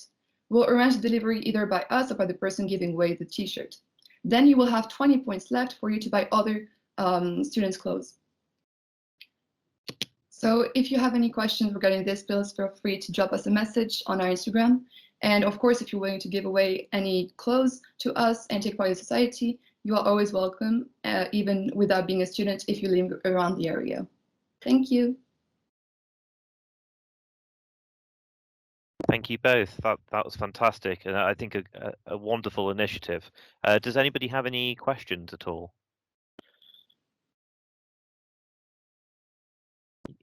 You can either unmute or write them in the chat box. So we've got one hand up. Parvez, do you want to unmute? Yep. Thanks, David. No, I found that presentation really interesting. I'm trying to do something similar as a points-based scheme to drive sustainable travel. So there might be an opportunity to help support you on your initiative. So it would be worthwhile having a conversation outside of this group with you. Yeah, that would be lovely. We have our Instagram page. It's called Warwick Clothes Circuit. So if you can drop us a message there, we'd actually love to talk to you about it. So thank you for proposing. Yeah, sure, no problem. Yeah. I'm also happy to do an email to you both to put you in touch if that's okay. Yeah, that's great, David. You've also had a question about how do you rank the clothes? So we rank the clothes depending on how big the item is and how it's worth in the market. And so we try to make it as simple as possible. So that's why we group all the t-shirts together, for example, or all the sweaters or jackets. That way it's easier for other people to understand. And so it's between 5 points and 35, I believe. And there's categories which we can see on our Instagram page. Yeah, and we try to not include the sense of worth by like the brand, because we felt that that would a bit defeat the purpose of what we're doing. So not have a higher worth or a higher number of points if, let's say, it's like Gucci versus like Bershka, you know. So we try to remove that idea that the brand has a lot of value. Okay. And last question before we move on is, how many members do you have in the society, and what kind of traffic do you see on the Instagram page? So for now, we're 6 in the society, and we're trying to see if it actually works, because it's a really new society. We started a few weeks ago. So for now, we're receiving a lot of clothing from people, but we'll see how it grows. And if it grows a lot, we're gonna try to let people into the society later on. Yep, 6 weeks ago. You can't say that we're not on the pulse with this one. But no, thank you so much for your presentation. You've also got a message in the chat as well that you should check out before heading off at all. We'll now move on to the Plogging Society. So we've got Tobias, who's a third-year biochemistry student from Norway, and Adele, who's a second-year student in PP from France. They've been working together to set up a Warwick Plogging Society, and I'll now give them the floor to explain what plogging is. Yes, hi, I'm Adele, and yes, Toby is still doing a COVID test, so he might come, but we'll see. So we started the society this year, actually. With friends from handball, we went running, and we saw some trash on campus, and we just picked it up, and then we thought starting this new society would be a nice idea. So yeah, plogging is actually the combination of jogging and picking up litter. It originated in Sweden and has spread rapidly across the world. And now there are a lot of initiatives like clean walks on beaches. Lots of things are happening.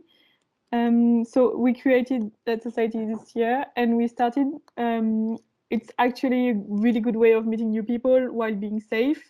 and at the same time doing something good for the planet, because we know waste contaminates the soil and affects vegetation. So it's actually a really it's really important to not have trash in nature. Yeah,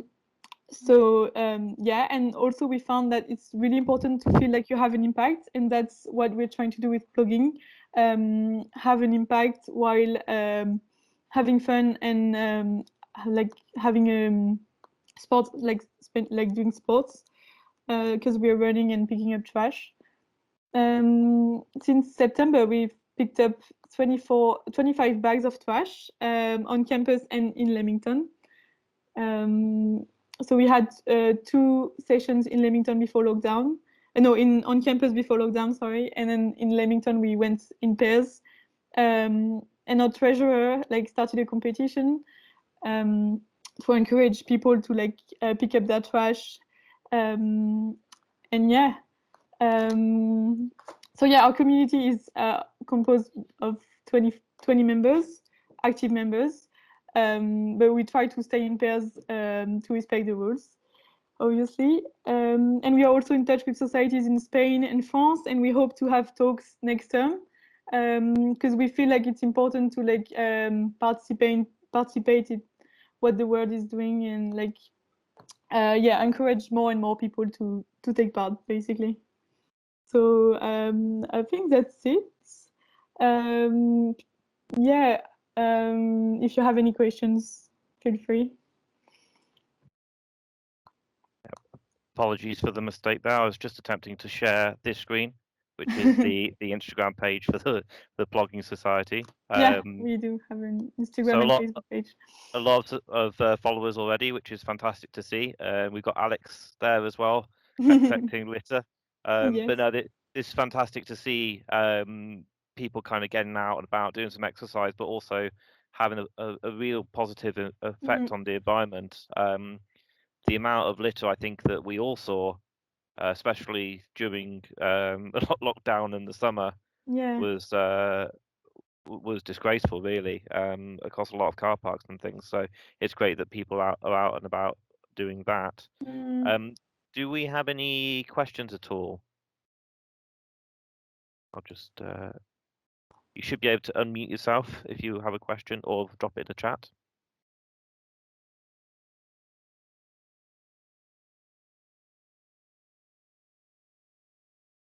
No? Okay. That's fine. But as I said, yeah, it's fantastic that we've got your group up and running. And yeah. I fully recommend people join up, because it's really good for I think mental health, just the exercise and getting outdoors and things at the moment. Yeah, no, definitely. Where I probably need to do it as well, because I've not been doing as much exercise as I maybe should have during lockdown. Yeah, but just you could do it with walking, cycling. I know people do it like that. And also, yeah, I didn't say, but we have plans to maybe we'll try to do with COVID and stuff, but get schools to do it as well, because I feel like it's a really important way of to show children to not throw their trash. If they pick them up, they're not gonna throw them later. So I think it's important. And also a lot of people are really happy when they see us, and I think it shows that when we pick up trash, it shows people they're like, oh, people actually pick them up, I shouldn't throw them and stuff. So yeah, that's another impact we can have with Plogging, which is nice. For those that are located more, I think on the eastern side, if I remember rightly, of Coventry, there is a local plogging / dog walking group as well. So if you've got a dog, I'm sure they'll let you go and join without a dog as well. But just so that you're aware of that. But thank you, Adele, for coming along and talking on that today. Thank you. So next up, we've got Professor Jarrod Porto de Albuquerque, who's the director of the Institute for Global Sustainable Development. He's a Turing Fellow at the Alan Turing Institute and co-directs the Warwick Institute for Sustainable Science of Cities. He's a geographer and computer scientist with interdisciplinary background. And he's also currently leading a research program centered around the empowerment of vulnerable and deprived communities with citizenship-generated data to improve resilience of health and the environmental risks. So welcome, Jarrod. Thanks a lot, Dave. Can you hear me okay? We can indeed. Good. Yeah, so good evening, everyone. So it's great to be here. So thanks, Dave, for the invitation to speak, and thank you all for being there. It's been really very inspiring to hear the different talks so far, both from the colleagues in the councils and now the great all the great stuff with the student activity societies. I will talk about sustainability and perhaps shift a little bit the focus here and talk about what we do in the Institute for Global Sustainable Development. As Dave did this nice introduction, and thanks for that. I am heading the institute, and the plan today, I will talk to you a little bit about what we do in the institute, and also very shortly talk about what one specific thing which I've been involved as well, which is the Climate Emergency Task Force of the university, which I'm sure João later will talk more about, and in particular the SDG report, which we just launched, and we're really proud of. So let's start with a contextualization about the about IGSD. So we launched the IGSD in September 2019. It's a research institute, and the idea is really is to act as a kind of like a hub for transdisciplinary research, centered a lot into and then you might recognize here this wheel with different colors, the multicolored wheel, centered or inspired by the practical agenda of the Sustainable Development Goals of the United Nations. And with these 4 strategic goals, so being a research institute, we are looking into really fostering transdisciplinary research, which we define very specifically as the research that cuts across different areas, different disciplines, but also that goes beyond disciplines or beyond the university and reaches out society. And really using the topic of transformations that we need, the transformations to sustainability, to look at our relationships between humans and environment. And then, how can we really do research that is transformative and that changes, things in the directions we need to change, and that, that is centrally related to the climate action agenda here.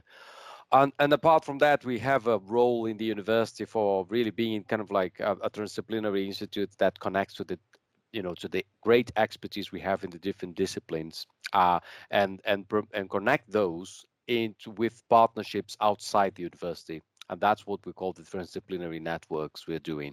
And this all guided by this idea of having an impact and developing capacity. Developing capacity here meaning understanding how to embed better these concepts of sustainable development and sustainability into our research and into our teaching and learning as well. So I was glad to hear also who suggested that we should include sustainability in the different departments, also in the curriculum. This is definitely an agenda we are very interested as well, but most specifically here in the institute, we are addressing this from the point of view of research and how actually new research that can be innovative and connected disciplines which until now have been acting in silos, isolated. How can we make them work together to have impact, and how can we bring these results of research closer to the teaching back? And that's the spirit of our research-led university, and how I think we could again connect this back to the great initiatives that students are doing. So our approach basically, I will just briefly mention that to look at sustainable development in terms of scientific terms, we look at this into this concept of human environment interactions and transformative change. So it is the idea that we position, as you can see here in this diagram, transdisciplinarity as being something that cuts across these borders between science in terms of natural sciences, engineering, traditional so-called hard sciences, with social sciences and arts and humanities, and connects these three with non-academic knowledge, which, you know, connects this to challenge-led, to problems-based research. And we are doing this in the spirit of the Sustainable Development Goals, by looking at challenges in both the global north and the global south, and how actually exchange and international collaboration can also help us to understand better how to change things as well, which, you know, is, as you know, I think the society students talking about fast fashion, and, you know, you can clearly see with this example how interlinked the problem of climate action is, with the kind of like spillover effects that the fast fashion industry will have in terms of social and environmental impacts, not here, but for example in Bangladesh, where I also conduct some field work. So again, like that's the idea that, you know, that the sustainable development problem is a global problem, and as such we need to collaborate with colleagues across the globe to tackle this. So we are developing at the moment an agenda of research, which is centered here, like, just to give you a glance about some of the projects we do in the research, our own research.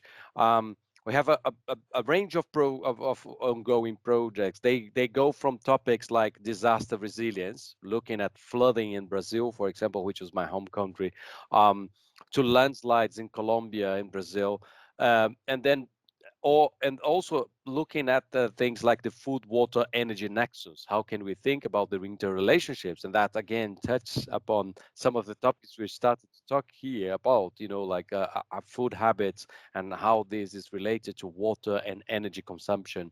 And how can we understand this better through citizen science, for example? Engaging people in producing knowledge is one of the projects we are doing with colleagues in Poland, Romania, and the USA. And also, like, another one is urban health. We're looking at health access in different marginalized communities like slums. So just to give you kind of like an idea of the breadth of different projects we are doing in collaboration with partner institutions, universities, and non-academic partners. And one of the you know, I think main motivation, as I put here already, and I introduced it already, the Sustainable Development Goals of the UN. For example, we in IHSD in this project here are addressing very directly targets related to the SDG 11, 13, and 17, and then that means that the SDGs indeed are a practical agenda, which I think is quite nicely complements and puts some of the discussions we have having today on the Sustainability Summit around climate action, puts them into relationship with a number of problems. We see then that these goals, you know, climate action being one of them, they are very interrelated. They are very interlinked.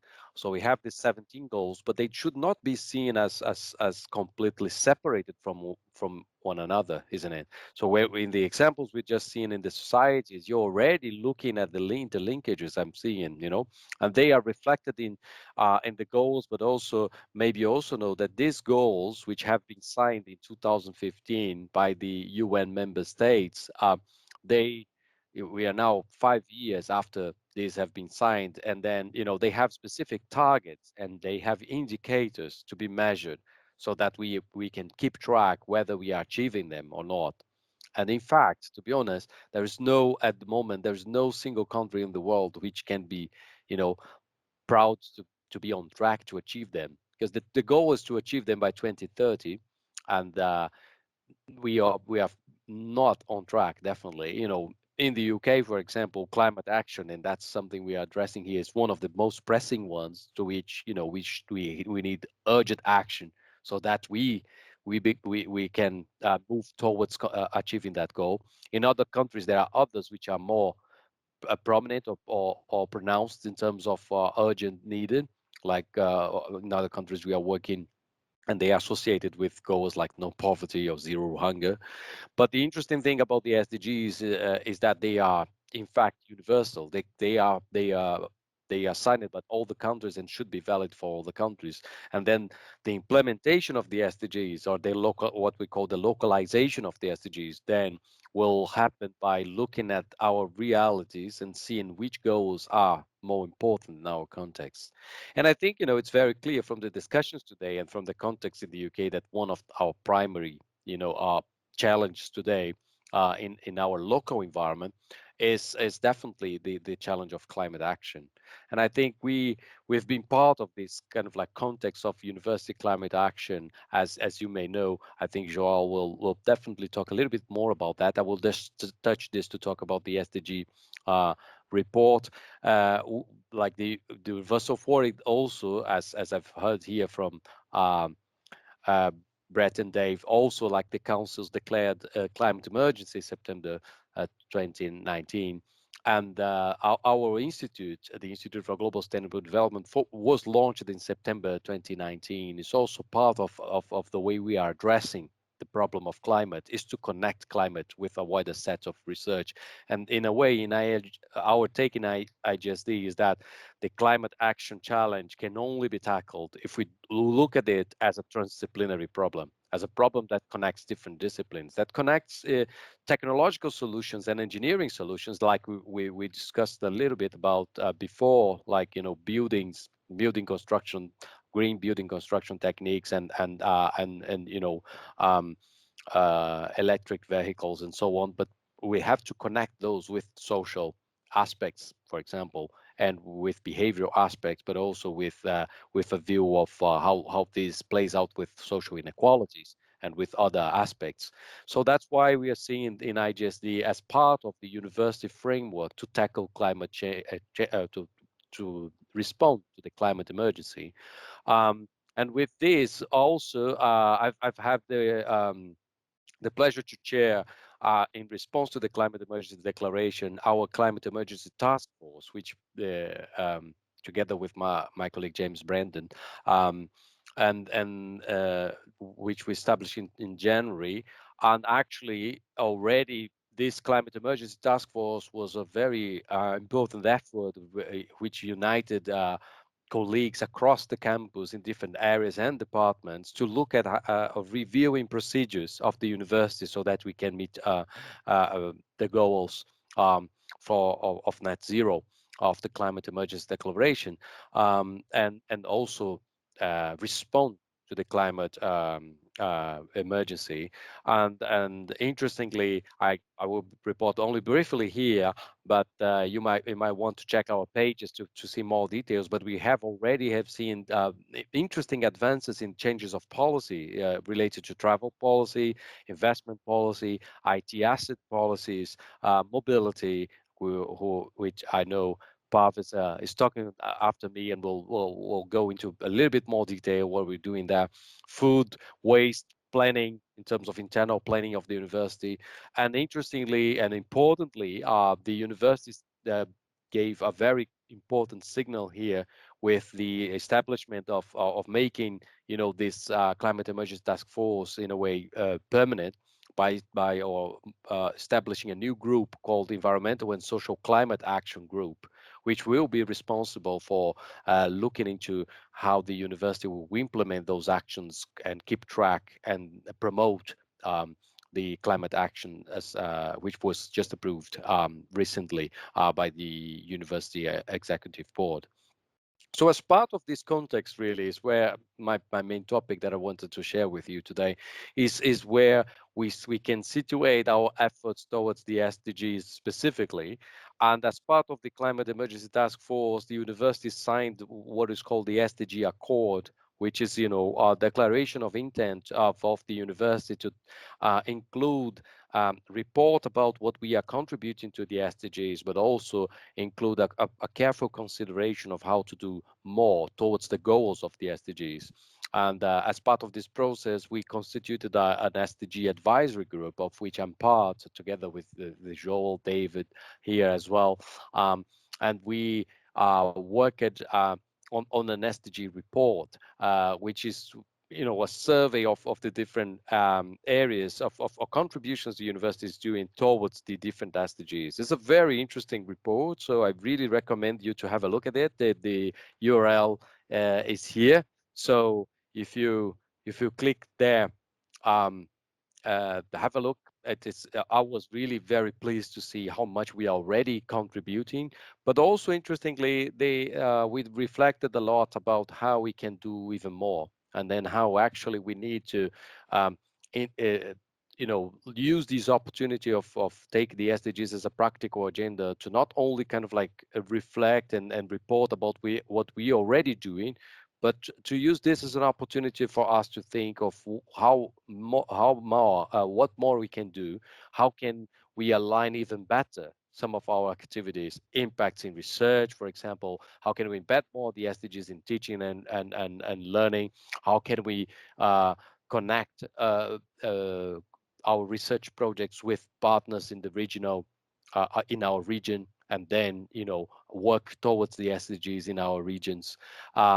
And I think like what we concluded collectively is that we are talking here about a journey around the SDGs, in which we hope that this SDG report, I think Dave and Joel just pasted the URLs there, so I do recommend you have a look at it, because we have a wealth of great activity going on in Warwick in every basically contributing to each of the SDGs, which was great to see. So with this invitation, I will just finish talking about something very fresh, which is part of including the SDGs more into teaching and learning, as you said. So we are just launching now, really very fresh this month, launching new postgraduate courses centered around the global sustainable development issues. We are launching a MASC, which is very interesting, new for Warwick, the first in Warwick, one of the first in the UK, to be a master's in arts and sciences in global sustainable development. So to reflect this need of transdisciplinarity really in the title.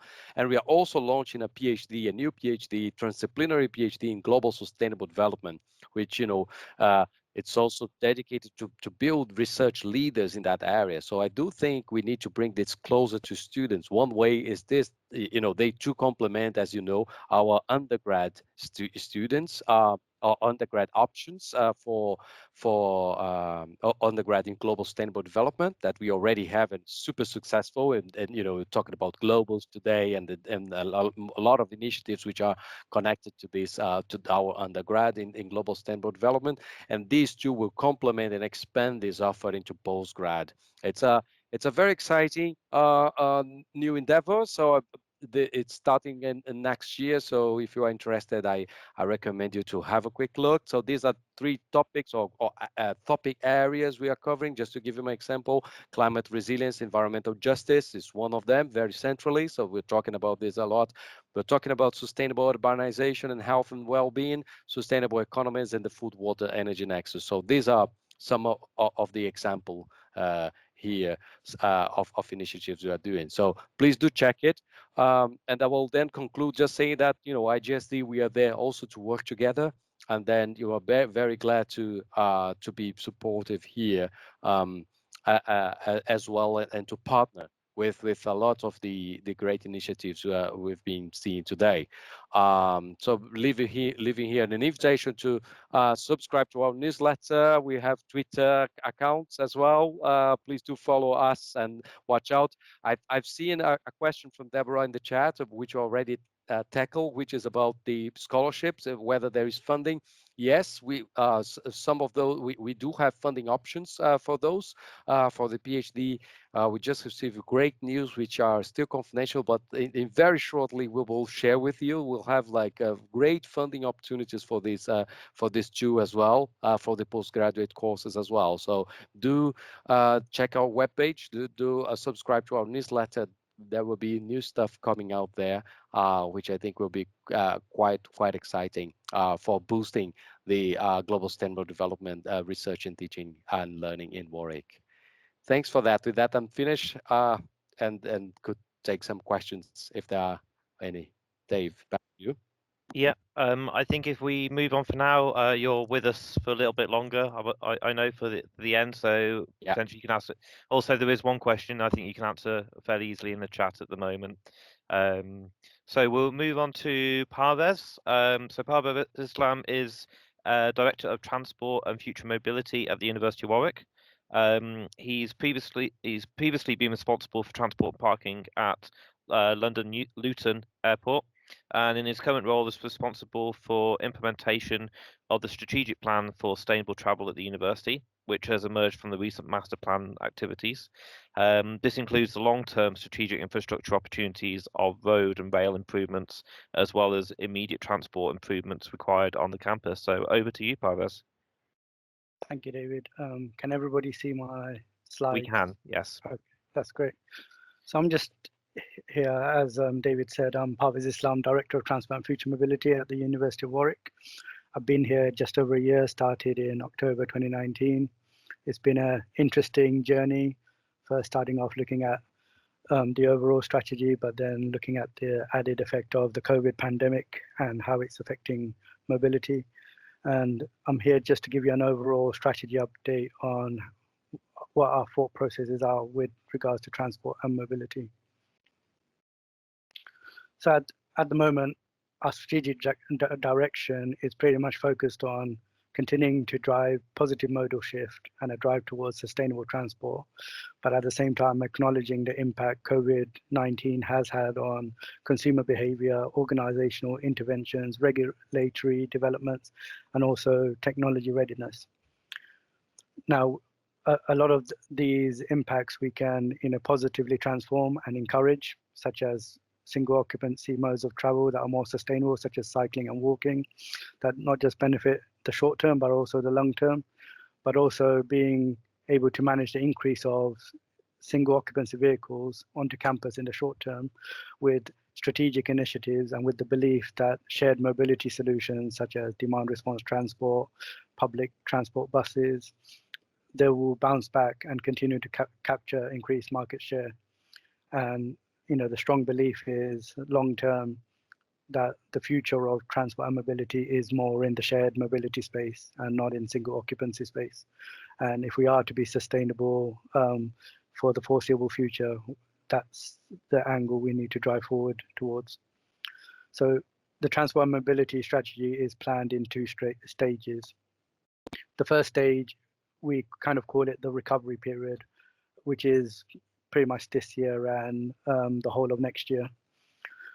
Under consumer behavior, we accept that there will be an anticipated shift away from shared mobility to reduce risk of infection as a result of the COVID pandemic, and we'll see an uptake in single occupancy modes that includes the good, which is cycling, walking, but also the not so good, which is single occupancy private vehicle use. The other behavior we've started to see across the university is agile working, staff being able to work more from home and carry out a lot more of their roles and responsibilities from home, and that's helped reduce commutes and had probably given us more capacity to encourage more students to come onto campus. In terms of organizational interventions, we've created zones around campus to create wider cycling and walking and minimize pinch points with respect to physical distancing. We've also created staggered pickup and drop-off points for public transport around campus, and we've closed down vehicle access along the central spine of campus. We've also established multimodal opportunities to provide users with options, and one of the ones we're hoping to launch in the new year is demand response transport, which is a cross between an Uber vehicle and a public bus, but a vehicle of a much smaller range and a shared mobility service that adds more convenience to people and complements public transport networks. In terms of regulatory developments, obviously physical distances has limited occupancy of shared mobility and public transport, as I've mentioned, but it's also provided acceleration in key initiatives and key cycling schemes that we have under Section 106 obligations. We continue to maintain our commitment to the climate emergency that was announced last year, and we feel like this is a great opportunity to keep on message with regards to the climate emergency and there are many opportunities to become more sustainable and raise awareness of how people's travel behavior affects the environment. We're also working very closely with local and regional authorities on launching an e-scooter trial on campus. That's in conjunction with the wider West Midlands trial that Transport for West Midlands are coordinating. We're hoping to launch that in the new year. We're also going to start encouraging a shift to electric vehicles for our staff by recognizing it as a salary sacrifice scheme and a staff benefit. In terms of technology readiness, some of the short-term measures we've done is become cashless and removed physical machines out of operation. Longer term, we're going to look towards removing those physical machines because they are very unfriendly towards the environment. We're also trying to roll out AMPR across all the car parks, which is automatic number plate recognition, so that we can create a more systems-based permitting structure and parking structure that is easier to maintain, is less labor intensive, and is more sustainable in the long term. We're also looking into smart wayfinding to help with physical distancing and increase confidence in mobility around campus. Longer term, we're planning towards a new normal, and this is where the opportunities of raising awareness about sustainability and being environmentally conscious come into play. So we're hoping in consumer behavior that confidence returns in the use of shared mobility and public transport. And speaking to many experts in the field, there is a strong belief that that indeed will happen. There will be more movement to electric vehicle usage and ride sharing. And obviously that's something we want to take advantage of more in the long term by guaranteeing parking for car sharing. There'll be increased flexibility of working remotely, either from home or from alternative locations. So the university, doesn't have to be the only place where someone can work from. If they want to work in an office environment, we should have the capacity to be able to launch alternative areas where people can use and still interact with other people and not feel isolated just working from home all the time. In terms of organizational interventions, as I mentioned, guaranteed parking for car sharing, increasing patronage of more sustainable modes of transport through incentive schemes and awareness schemes, establishing a clear policy for agile working to help with that flexibility of working remotely and giving employees the kind of trust factor that their line managers will be happy with them working continually from home. At the same time, we want to support employee mental well-being, which is looking at people working from home, but maintaining them to feel inclusive and as part of a team and not isolated. That is a very key element if we are to establish this clear policy for agile working. We also want to evolve the demand response transport network that we're hoping to release in the new year to create a range of routes around the campus that's not just commercially viable, but complement fixed bus networks and serve our university community, both from a staff and student perspective and a community perspective as well. In terms of regulatory developments, we are going to drive the agenda to make Central Campus as much car-free as possible and increase the kind of shared and electric mobility in and around Central Campus. So there is a kind of clear shift away from not just single occupancy private vehicle use, but also from petrol and diesel vehicle use. Multimodal connectivity, we're trying to achieve through single payment mechanisms. So as you create more options for people to use on everyone's phone, you don't want to end up in a situation where there's an app for each mode of travel.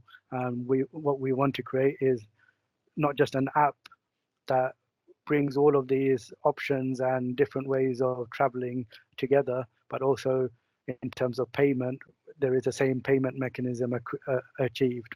And that's not just within the university area, but across the surrounding area. And it's something we've started talking to Transport for West Midlands about, and further discussions to have with Warwickshire County as well as Warwick District Council. We also have been working very closely with Coventry and Warwickshire County to regulate bus network and become all electric. So we've been supporting their bids for electric city, which means public transport could become all electric if government funding is approved. In terms of technology readiness, as I mentioned about the app, not just achieving payment, but being able to give a vital travel companion for users to understand not just how long it will take using different modes of travel, but also how much they affect the environment based on the mode of travel they use. So becoming a lot more informative and giving vital information and awareness for users. There's a longer term plan for the wayfinding network to establish a seamless and active campus environment, and also continue working with partners such as WMG, JLR, and many other partners in the area to develop autonomous driving solutions and level 4 highway pilots. In terms of sustainability, some of the guiding principles and supporting programs that myself and Joel have kindly worked on together is acting sustainably becomes the norm, which is really making people aware that, you know, getting from A to B in as quickly as possible is not the all important thing. How do we responsibly get from A to B needs to be made more aware to people. Also, there is the global citizenship role to play. So a lot of the time, many individuals say, well, I myself cannot change the environment by changing my actions. It has to be everyone has to do the same thing. But actually, it's getting that realization that it's all these individuals cumulatively, you know, make an effect in the environment, and everyone has a role to play is, you know, key to get that information across. Another thing is communicate and support. So, you know, one thing I've noticed in the past about transport and mobility is we've been very poor to communicate, you know, offerings to people and how people can change their behavior and how we can support them in changing their behavior. And that's a key element going forward in order to, you know, make people start changing their behavior, communicate more and support them in being able to change their mode of travel. Obviously, key thing is reduce and make efficient use of natural resources. So as we move away from polluting modes of travel, we don't just want to move the source of the problem from one place to the other. We need to look at things holistically and start seeing how we can make efficient use of natural resources every step of the way, whether that's from generating power, making sure vehicles are the right size so they fit what's needed and we don't start building excess vehicles. All of those things need to come to the fore, and every step needs to be looked at from a sustainability perspective. We also need to be smart, efficient, agile, and flexible, and be more responsible and accountable. And some of the supporting programs I mentioned there, just to give you a flavor of some of the things we're looking at to guide these principles. And one of the key aspects, as Joel mentioned previously in the chat, is our green champions. They're spread across university and they're a powerful medium for us to engage with peers. And we have plans in the new year to work with them as ambassadors to help us deliver some of the programs we want to achieve. Also, working to provide a diverse mobility offering is key to this, because many a travel survey in the past has shown that people want to change their behavior but not necessarily have the option or the offering available to them to be able to make that informed choice. And that's something we, you know, is my ultimate aim, is to create that diverse mobility offering and be able to get people to start think differently about how to move around, not just to and from campus, but in their kind of general daily life. There's also chances to incentivize people and also to make things like public transport more cost effective for people. Some of the current initiatives and plans, this is an overall window of programs that I'm currently looking at, both short term and long term. Obviously, just mentioning on public transport, we have launched a service from Tower Hill Station that started earlier this year in September, and it's £1 for both staff and students for a single journey. And we're keen to see how we can maintain that by subsidizing that with National Express, but A, make it commercially viable, but B, prove the case that we can run public transport and bring affordability to people. So it's a great pilot for us to start having the bigger conversations about the rest of the public transport network and how we can make it more affordable. Now, some of the other things we've started to look at is increased pedestrian and cycle spaces, public realm. Now, one of the biggest frustrations I had when I came onto campus was I was walking towards Westwood Heath Road and I had to cross 3 times at the roundabout in order to get to the right side of the road, because there are many parts of the campus where there's not even a footpath on both sides of the road, it's only on one side. And it's how can you drive people to have a feeling of being more in an active campus when we don't even have the footpaths to kind of help support that. So one of the key things for us going forward is let's create the environment, let's create the public realm that shows that we are a green campus, we are an active campus, increasing not just the spaces for pedestrians and cycles, but also providing the wayfinding and the signage for people to realize that this is an active campus, it's a seamless environment, and it's easy to get from one place to the other without having to think, oh, I need to jump into a car or jump into a taxi to get to a certain location. We also need to monitor and evaluate people's behavior. So as we launch more options and more activities and more initiatives, we need to monitor and evaluate whether they're working or not and be able to keep on top of that so that we know we can make changes if things are not working and expand and expand and develop more if things are working. We also want to give more prominence to people such as the cycle user group by giving them community status so that they can get more funding externally, but also I can then support them because they have the community status for more funding to raise awareness about cycling. We focus a lot of the times on how cyclists, pedestrians, any other user can be a detriment to the vehicle user, but we need to change that balance and actually say, well, the more important people using the roads are the pedestrians, are the cyclists, are all the other users, and vehicle users need to be secondary on that. And we need to create that mind shift change in order to achieve this.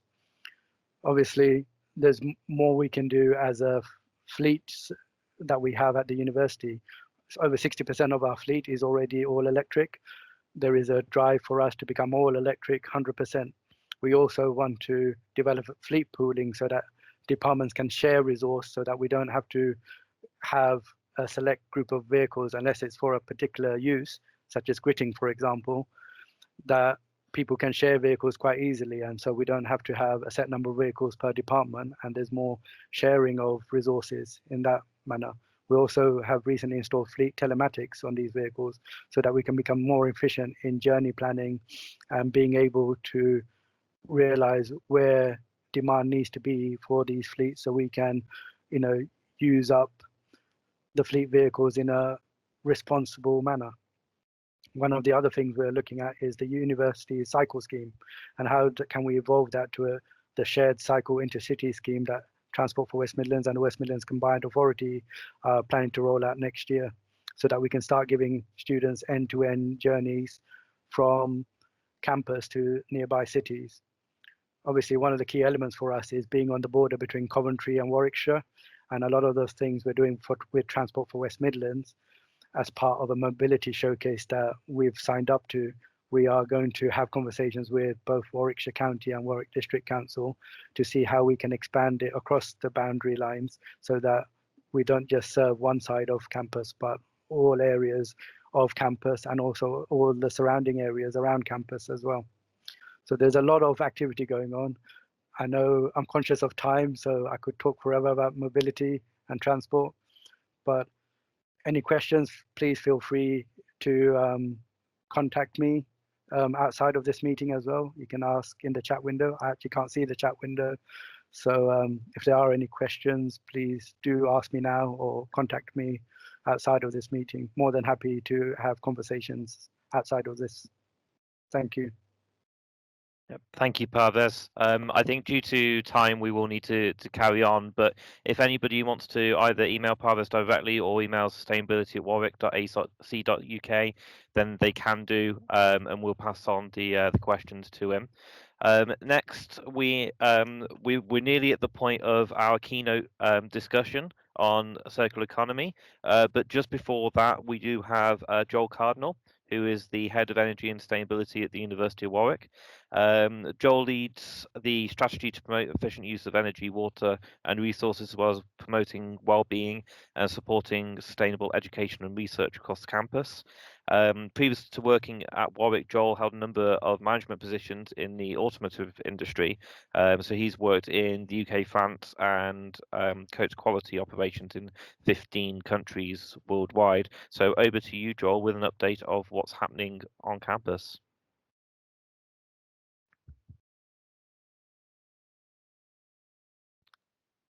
Okay, can you hear me and can you see my screen? We can, yes. That's magic. No, it's technology. Okay, good afternoon or good evening, everybody. So I'm conscious we're late on the schedule and there's lots more interesting things to come. So I'll whiz through those slides, and by all means, because they will be shared, I'm not going to stop on every detail, but I certainly welcome and encourage further questions, as David says, either in the chat or outside. And there's a lot has been said already, so it's really good to see the numbers and the questions. So we are working on the implementation of the university response to climate emergency, and in many things we say to date, we are very focused on the main campus. It's not that we are not concerned with Wellesbourne, but the development of Wellesbourne is not as progressed. So we are speaking with our colleagues at Wellesbourne, our colleagues as students and tenants and staff. So and a lot of it is also based on the fact that we are considering the campus as a little town of 30,000. So we're not just saying the university has decided. We are really aiming to take a community of 30,000 down a journey. Perhaps as a very quick summary, in terms of the various things you may have heard, you heard about SDG from Jarrod, and lots of very detailed information from Parvez a minute ago, including guiding principles and supporting program I'm going to touch on in a second.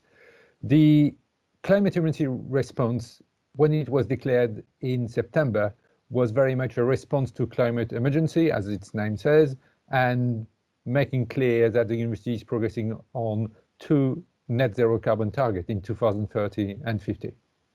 And the 2030 being bringing our carbon emissions from energy down to zero, which we're going to do through excellent buildings and upgrading the university energy system to a very modern and efficient system with integration of renewables, as you can see here. What those two boxes don't say is that we have started over the years, and we certainly have a lot to do on what's called behavior change. It's not the best name in the world, but in terms of collaborating with our stakeholders to make sure that we all have a chance to understand and adapt our practices. And we do that through communication, but also working with students and staff and on research projects. And it's been said before, we will be using SMART not to be smart, but to be flexible and capable of responding to needs in the best way possible. On the longer term net zero carbon target, yes, of course, it talks about carbon, and it talks about carbon from the energy and from what we buy. So we usually carbon emissions from goods and services we procure. And we have a very great focus on the carbon emissions arising from buildings. You'll see that on the next slide. The one Jarrod mentioned, if you go on our website, you will have access, and I encourage you to read our first Sustainable Development Goals report, it's a very interesting read, and by all means consider it's only a picture. So that means it does not represent everything that university do, but it's one way to start recognizing the efforts been done to date, and more to come. And the last thing, which is also connected for us into our long-term commitment, is embedding education for sustainable development in what we do, which means we're not just trying to save carbon by putting LED lighting. We are willing to engage and make that part of our teaching, research, and day-to-day living. So that's a picture view of the university response to climate change. In practical terms, what Jarrod explained to us is that the university did put in place a task force to start informing how we have to move towards responding to climate change. And now this task force is effectively going to become a permanent group. As Jarrod said, environmental, sustainability, social action group. And the reason for the group is a very good reasons. We didn't want to have another committee. We didn't want to have something that looked like another very formal structure. We wanted a group to remain transversal, to remain a coordinating facility, to remain able to engage with everybody as much as engaging with a committee or engaging with a student group that has a nice initiative. So that's the challenge in a way, is going to be able to do all that. And we're going to stay focused on those 4 areas that covers the previous slides, engaging with everybody, because we have a role to play. And you have seen the slides from Parvez. It talks about the guiding principles we wish to adopt, because those principles of good citizenship, we all have a role to play, being responsible and flexible. All those ones should stay, whatever the technicalities, whatever the nationality I am coming from.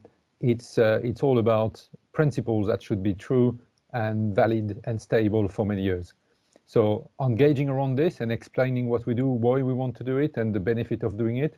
Earlier we had talked about picking rubbish while you walk, and it has many benefits. So education for sustainable development, as I was saying, so that's more equipping students with the skills they need in their life, professional and personal. Technical, you could say this is everything carbon in terms of reducing our carbon emissions from energy, but also from what we buy. Some of you will know that the university already has changed its travel policy. I'll show that on the next slide. And the United Nations Sustainable Development Goals, because this is a framework which we recognize as being the best way to represent all aspects of a sustainable society, not limiting to only carbon and energy. So moving on and not stopping on all slides, we have gone a bit further than perhaps others in terms of mapping out all the university impact on the environment as far as carbon emissions. So you still see energy, but you see all the other scope. And some of you will have seen this slide before. Mobility is our biggest impact because many of us are coming from a distance, and that is a lot of impact on the environment. Building is another one big, and we are progressing on this, but also all the other activities we have on the campus, whether it's research or education or computing and so on. And in a positive way, if I can say that, we have been able to measure during the campus lockdown that some of those have a very significant impact. So the ability of reducing commuting or not printing or managing energy efficiency very closely, all those have a beneficial impact that we will be able to reflect on when we develop further programs. More programs that we are working on, and not to stop on them, but you see this pie chart. We are working, although the group is only very new, we are already working on many aspects to have implementation of solid policies and initiatives. So just, Parvez has explained all the work he's doing on transport. We have, of course, a long-standing work on energy, and I'll show you a couple of pictures after, to really transform the university energy system and its generation of heat and power. As I said, we have a program on making buildings not only energy efficient, but also less impactful on the carbon which is embedded into their construction. And this is a very significant change in the construction industry, but there's lots of contractors and organizations who are willing to do that. We have a number of green action teams in the academic and research area helping to identify changes. We're starting to work onto a life extension policy for IT. Some of you may have seen reports out there saying that the environmental weight impact of IT, video, emails is great. So we can't stop using them, but then how do we reduce? And so I think just today I was hearing, if you listen to something on your telephone, you don't have to switch on the video. Well, I didn't know that, so I'll certainly try to do it. Sustainable food. Colleagues are working on the campus to change the way we organize our food, and menus have been changed. Some of you may have noticed that the non-meat options are brought to the top of the menus as a subtle invitation to change our diet. And waste recycling, I have a couple of slides that will be in the pack, so you can look at them later. And just some examples. So waste, our colleague Mathilde, waste manager, is working hard to refresh how we communicate about waste and making the policies more transversal and standardized. And we do want to apply the government waste hierarchy. So reducing, can I organize my work, my life, my travel, my doing to not do waste in the first place, and reduce, reuse, recycle, recovery, and landfill at the end. So it's a principle that we as staff apply, but it really starts by us as individual taking direct responsibility for what we do. Another example is, you will see, is working with external organizations to reduce waste or recycle and work towards the circular economy. We just touched on energy and making the energy system more energy efficient and also more renewable based. You will see some of our buildings here, just a old picture of the quantity of PVs we have. And all of that, in many ways, we have plans on the development to just look at how we can create routes to go to zero. So you will see this one is about energy. We start from here, we have plans, we're making other plans, and we'll see how plans can get us to where we are. We're about halfway on the journey today, about 2030. So it's a lot of hard work, but lots of very competent people around the university across the staff and research, and some students have support as well. One thing I have not mentioned before, ecology and biodiversity. So the university is also committed to have a biodiversity strategy to promote our green spaces. We already have a project active at Wellesbourne, but we'll do more on the main campus. And there's a lot of other projects here for you to refer to later. Campus walks, 24 societies and groups, I'm sure there's more. Campaigns just to create a bit of incentive about our electricity and water and waste behaviors, and others. And we also contribute to some rankings like UI Green Metrics, where in terms of sustainability across our campus and courses and modules, we are 25th out of 780 universities across the world. So, and the university is also signed to the Sdg Accord and many more. So it's a lot of activities that's, as it was, I think it was said at the beginning, we're not communicating enough, but that's a big job to do. And perhaps just finishing on, we also work over the last few years to reach out to the community with what's called the Green Week, and that will continue and will take place again next year, as we've been able to do this year.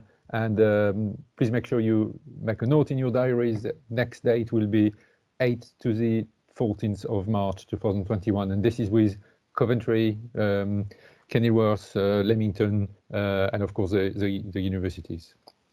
And overall, what we said a bit earlier is that we all have a role to play.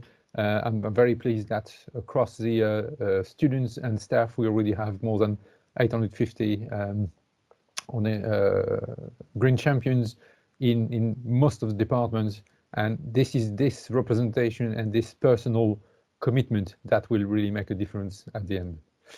And on this, I think I'm stopping because I think we are behind, but I'll certainly thank you very much for your support and welcome more of your involvements and questions and challenges as well. We need challenge to be able to think about different things to do. So thank you very much for your time. I don't know if there's time for questions or perhaps later in the panel. I think if we do the questions later in the panel, Yeah. I think that we might have a few questions hopefully for that, but there's certainly a lot more going on than I think Joel could possibly cover, even if he was given the full 3.5 hours or so that we have now. So there's lots going on campus. It's actually absolutely amazing to see. So now we're going to move over to our keynote discussion. Okay. We've got Maryam Masood, who completed her PhD in solid waste management at the University of Cambridge, and then since then has been involved with research relevant to the broader areas of sustainability and circular economy. She's currently a teaching fellow at WMG and is co-founder of the Circular Economy Research Network, or CERN, at the University of Warwick, and also engaged with the local circular economy clubs and groups as well. And is also a member of the Chartered Institute for Waste Management. And she will be talking to Clare Ollerenshaw, who has worked in the area of circular economy for 10 years. Currently works for Clean Growth Consultancy, Akela, I think. Is that how you pronounce it? I do apologise if I've pronounced that wrong. And Clare developed London's first circular economy route map alongside stakeholders when she worked for London's Waste and Recycling Board. And whilst writing the route map, Clare became familiar with other city circular economy strategies and action plans. She's also worked for WRAP, who used to be a government agency and now their own charity, as a project manager on resource efficiency and circular business models. She's based in Leamington Spa and is a volunteer coordinator for the Circular Economy Club in Birmingham, West Midlands. So welcome to both of you. Thank you very much for joining us. And Maryam, would you like to begin? Thank you, David. And thank you, everyone. It was very interesting to see all these presentations and a lot of information coming our way. I would first invite Clare to give us a presentation about circular economy. I think she'll introduce us to some of the key concepts as well as introduce to some of the companies that have circular economy as their baseline principle. And then I would like to have a chat about circular economy with Clare. Over to you, Clare. Thank you, Maryam, and thank you to David and Maryam for inviting me to join you this evening. It's a real pleasure. Yeah, the circular economy, where to start? I mean, I've heard so much in the last half an hour as I've been listening in to the fantastic work that you're doing at the university, and a lot of it really feeds into the circular economy. So you are absolutely not starting from scratch. And I know from Maryam that not only the practical work that's happening on campus, but a lot of interesting research in this area as well, which hopefully will get mentioned later. So Warwick University is already doing a lot in this space, but there's a lot of misconceptions about what circular economy is. And I bring you this very technical diagram here to share with you what the concept is. It's my favorite picture of circular economy. And on the left-hand side, we see what we call the linear economy, where we make things, take from the ground, make things, and dispose of them, maybe responsibly and maybe not responsibly, but they're going from we're using them and then we're disposing of them. The recycling economy gives us a couple of loops in the middle there, so things might get recycled a couple of times before they end up being disposed. Where with the circular economy, we try to take that linear economy and join the two ends of the line together to make a circle, to ensure that materials stay at their highest value for as long as possible. And this can refer to materials, buildings, food, even water and energy as well. So yeah, it's very much about designing out waste and pollution at the start. So design is incredibly important, which is one reason why this is very applicable to universities who are doing design and research and development. So really thinking about how the product a product is going to be used in its lifetime, designing in durability to keep it in use for as long as possible. Also regenerating natural systems. So nature teaches us about the circular economy. So we start, for example, a tree drops its leaves, the leaves decompose and go back into the earth, and then grow, new things grow from the earth. So this is a circular economy. We're doing a lot already with food waste and anaerobic digestion, trying to emulate those natural processes.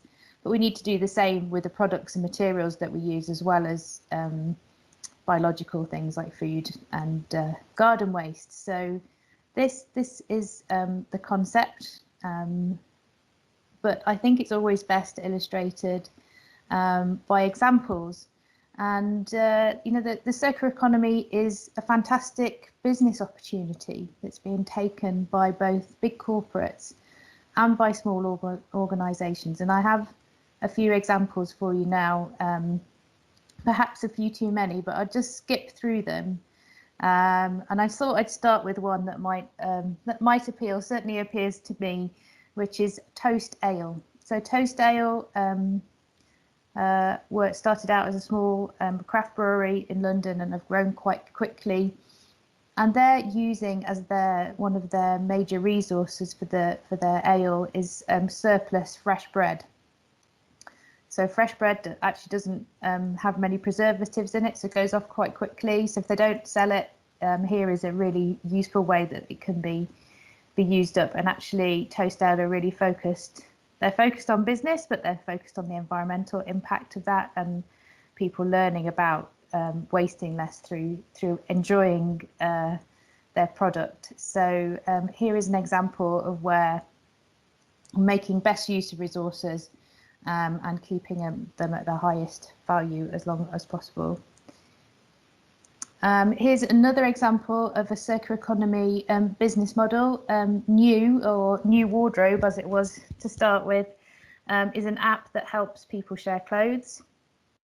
It helps people borrow, lend and swap, and they offset 20%, 25% of the resources that would have been used in the production of the new item.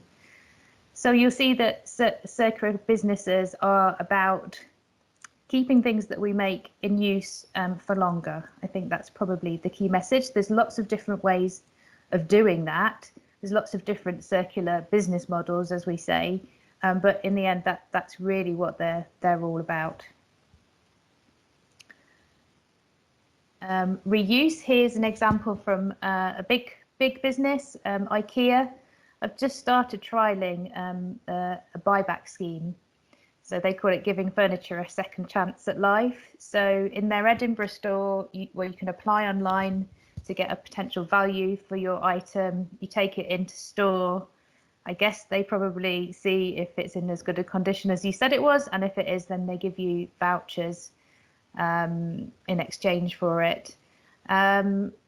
IKEA also, they've also said that all their products will be made from recycled or regenerative materials by 2030. So they're taking this circular economy thing quite seriously, and I'd call this an example of an incentivized return business model. So this is where you're returning something that you don't want anymore, and you're receiving an incentive to do that. Remanufacture. Here's a local business called Acceleron.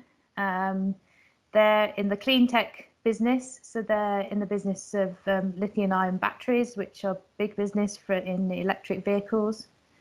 But they have developed a lithium-ion battery that's fully serviceable, upgradable, and recyclable. Now, this is really important. We all know that a move to electric vehicles is really important for our environment, but we need to think about the batteries that are going to let us get there, and actually how do we manage those batteries effectively, and we don't end up with piles and piles of batteries that we just move the environmental problem from one thing to another. So actually the issue of batteries and storage of energy is one of an area that is still developing very quickly to meet the needs of our need to change the way our mobility. But here is a business who's not only thinking about that, but thinking about how to deal with those batteries in the long term. That's quite an interesting question when we look at other clean technologies like solar panels and wind turbines. We need to think about the benefits that they bring during their lifetime, but also how we're going to deal with them at the end of their lifetime. Here's an interesting one. This is actually just getting rid of the need for some materials. So Notpla is a material made from seaweed, which biodegrades naturally. You can eat it, and this company make bubbles of water, essentially, that you can drink. And they've been trialled at the London Marathon. I don't know if anybody's ever done any 5, 10Ks, even half marathons, but you know the amount of plastic waste that gets created at these events. And actually, here's something that in the fullness of time, when we're past COVID restrictions, that could help reduce that amount of plastic waste at events. It's also been trialled for things like ketchup, to replace ketchup sachets in cafes and restaurants. A really interesting one. How many more have I got? Oh, that's the last one. Okay. Paint 360 is another local business. They take a waste paint from household waste and recycling centres and from contractors, decorating contractors, and they use that to make new paint. So DEFRA says that there's around 55 million litres of paint thrown away each year in the UK. So Paint 360 take a proportion of that they can get their hands on and turn it into new paint.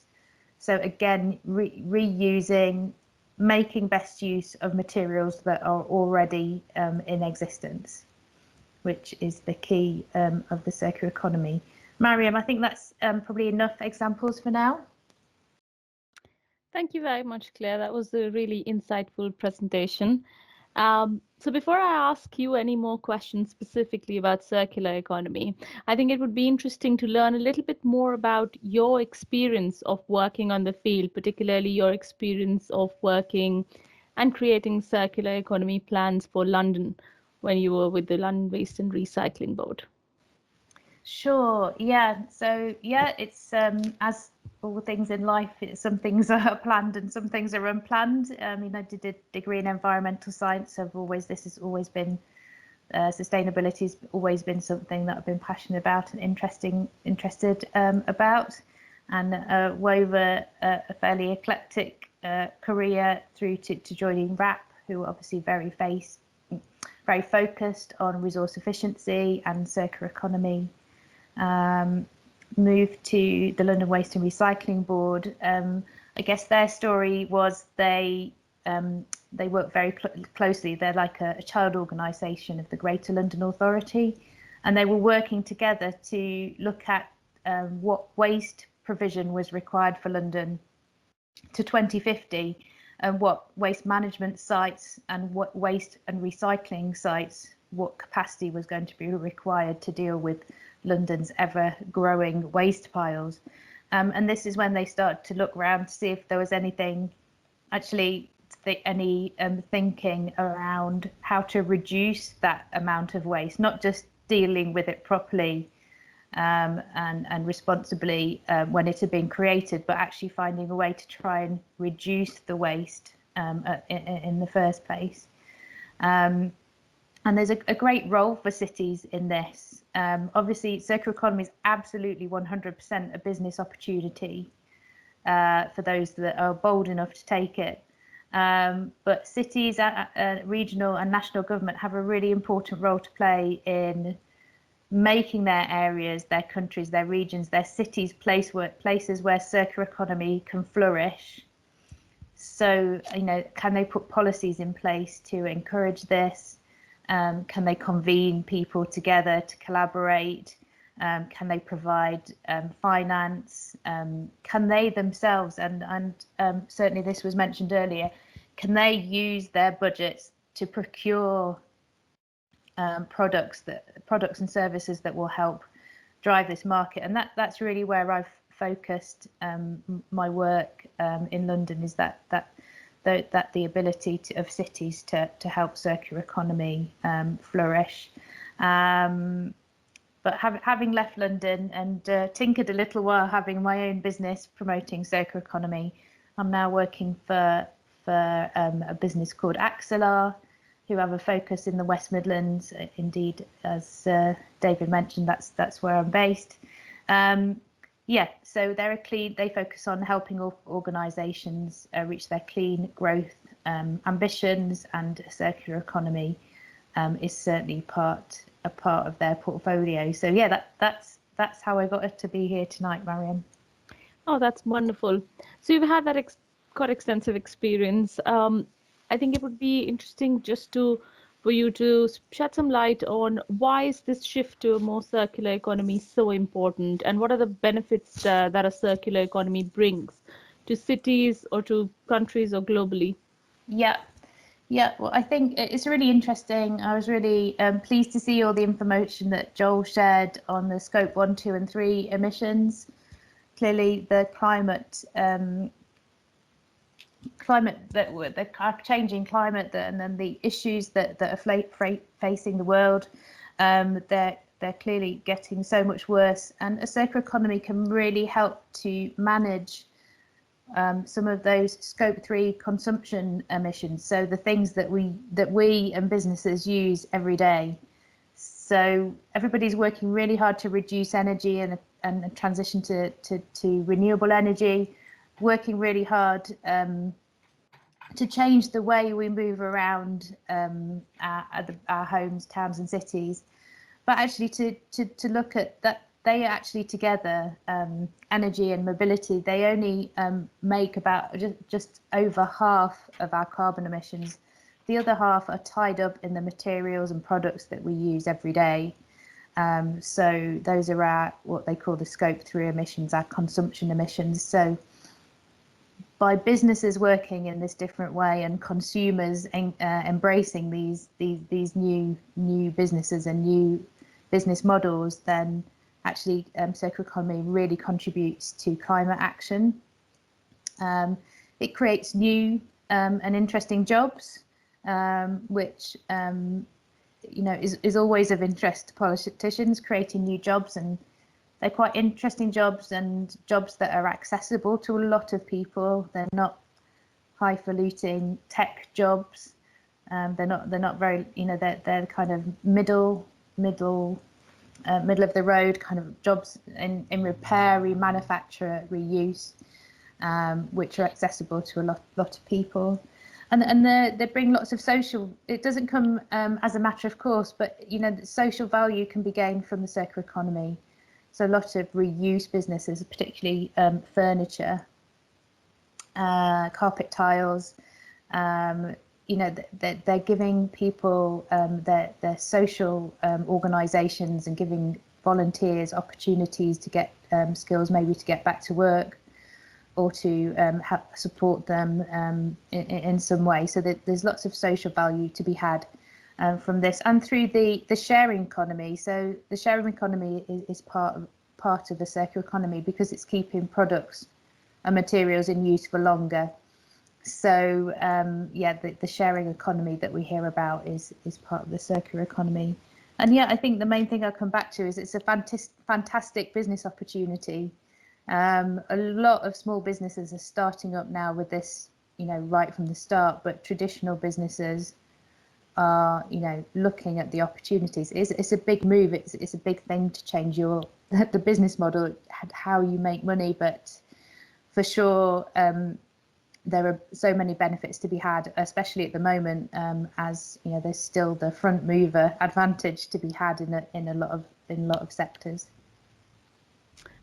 Great. So yes, circular economy not only contributes to the environmental benefits, but as well as to economic and the social benefits as well. Correct. So, yeah. we being at the universities, what do you think, what role can universities play, or are there any good examples that you have of the universities working towards circular economy? We've heard quite a lot of good initiatives at Warwick today, so that was great. But is there any other examples that you can share with us? Yeah, well, there's a kind of the leading think tank around circular economy is called the Ellen MacArthur Foundation. If anybody fancies to go and have a look at their website, so you might be familiar with the name Ellen MacArthur. She's the fantastic, she is the fantastic woman that sailed single-handedly around the world. And while she was in the middle of the Atlantic Ocean, she had a lot of time to think, and she was reflecting on you know how as a sailor with her sorry, got to get distracted by the comments in the chat. Yeah, you know, she only has the resources on the boat to use, and once they're gone, and she kind of reflected on that concept, but applied it to our world. And actually, when she came back from her sailing, when she kind of retired from competitive sailing, one of the many things she did was set up this foundation around circular economy, which does great work. And one of the things it does is run a Pioneer Universities course. I think, you know, even though there's a lot of positive work bit and examples of circular economy, there is still a lot of innovation required to really see the great potential in it. And I think that's probably where universities and the fantastic research that they can do with alongside industry really plays a role. I know the University of Exeter is very strong on circular economy and has just become circular economy hub in the UK for universities. So that may well be worth looking at as well. But Maryam, I don't know whether whether you could say a little about what research has been happening at Warwick around circular economy. Yeah, so I can briefly comment on that. Being a part of or being one of the founders for the CERN, which is the Circular Economy Research Network. Apologies, we've been really quiet this year, particularly with everything that was happening. However, the idea of setting up CERN was to allow a collaboration between people working across different departments within the university. And it was very interesting to see that how, because I'm a part of WMG, so I was looking mainly at engineering or technical side of projects, but it was interesting to see how a lot of other departments were also working on circular economy, different aspects of circular economy, and that was the reason of us setting up CERN. From CERN, we also commissioned a student project with the help of the Innovative Manufacturing GRP, which where a very brilliant student, Manveer Gill, he looked at what are the different initiatives within the university related to circular economy. We were looking at mainly education, research, and operations.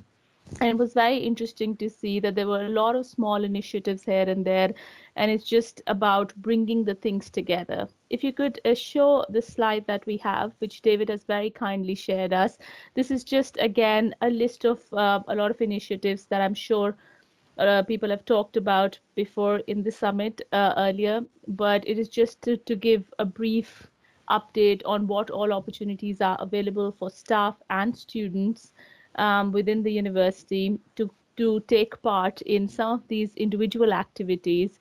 So things like Restore, which David organizes. I'm sure it's not happening right now because of COVID, but it was to just, you could bring your things that needed repair, and there was some tools available there as well, and things like, I think, the Olio app, the Too Good To Go app, just to share food that's that would otherwise go to waste. So there are a lot of good things happening at the university, and I would say that there's a lot for us to achieve for now as well, but we are at a good starting point, I would say. For sure. And I'm just picking up on one of Joel's point about the amount of work you're doing around built environment at the moment. I mean, I think that's key in a circular economy. And one of the interesting concepts there is and ideas is buildings as materials banks. So that's again focusing on the design stage to build buildings that can be taken apart at the end of their lives instead of demolished, so that actually they retain their value. And when that becomes something that happens more at scale, then that really stimulates a market in those reusable materials. So I think that's a really interesting opportunity. Absolutely. I'm just conscious of time, so I will finish this discussion with my final question. We've talked a lot about business models, and we can see that circular economy is somehow driven by businesses. But in your opinion, can it only be driven by businesses, or is it something that we as individual consumers can also contribute to make that shift happen? Of course.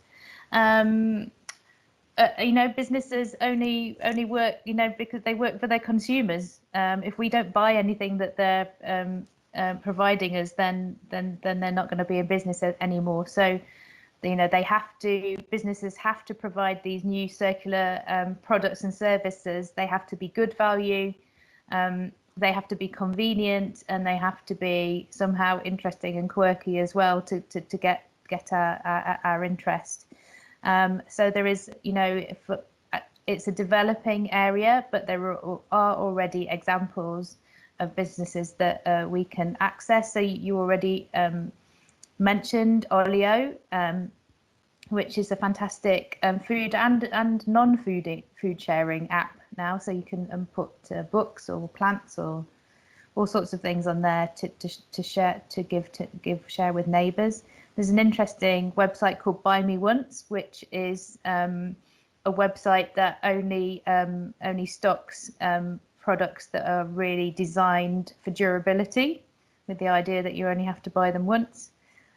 Rental is a concept that we've been used to for many years in things like kind of wedding clothing and things like that, but there's a lot more clothes rental going on at the moment. It's becoming something that people are more interested in. Joel mentions buildings as Lego blocks, which is fantastic in the chat, because not only buildings as materials, but actually Lego themselves. There's a company now doing Lego rental called We Love Bricks, where you can rent your Lego sets rather than buying them. How they prevent those little bits getting under the sofa and never been found again, I'm not quite sure, but I think it's an interesting one. We don't have to buy new phones or laptops all the time. We can buy remanufactured ones. Often you get a better spec for a cheaper price. And also we can look to repair things either ourselves if we're able to do that. But there are a lot of local repair cafes that are helping people repair stuff, and also a lot of interesting workshops where like the Restore, and workshops where we can learn to repair things. So it's just thinking about as individuals how we can keep things in use for longer. Yeah, thank you very much. I think we have a lot to think about, and we have a lot of information on where we can play our role in terms of moving towards that circular economy. So thank you very much, Claire.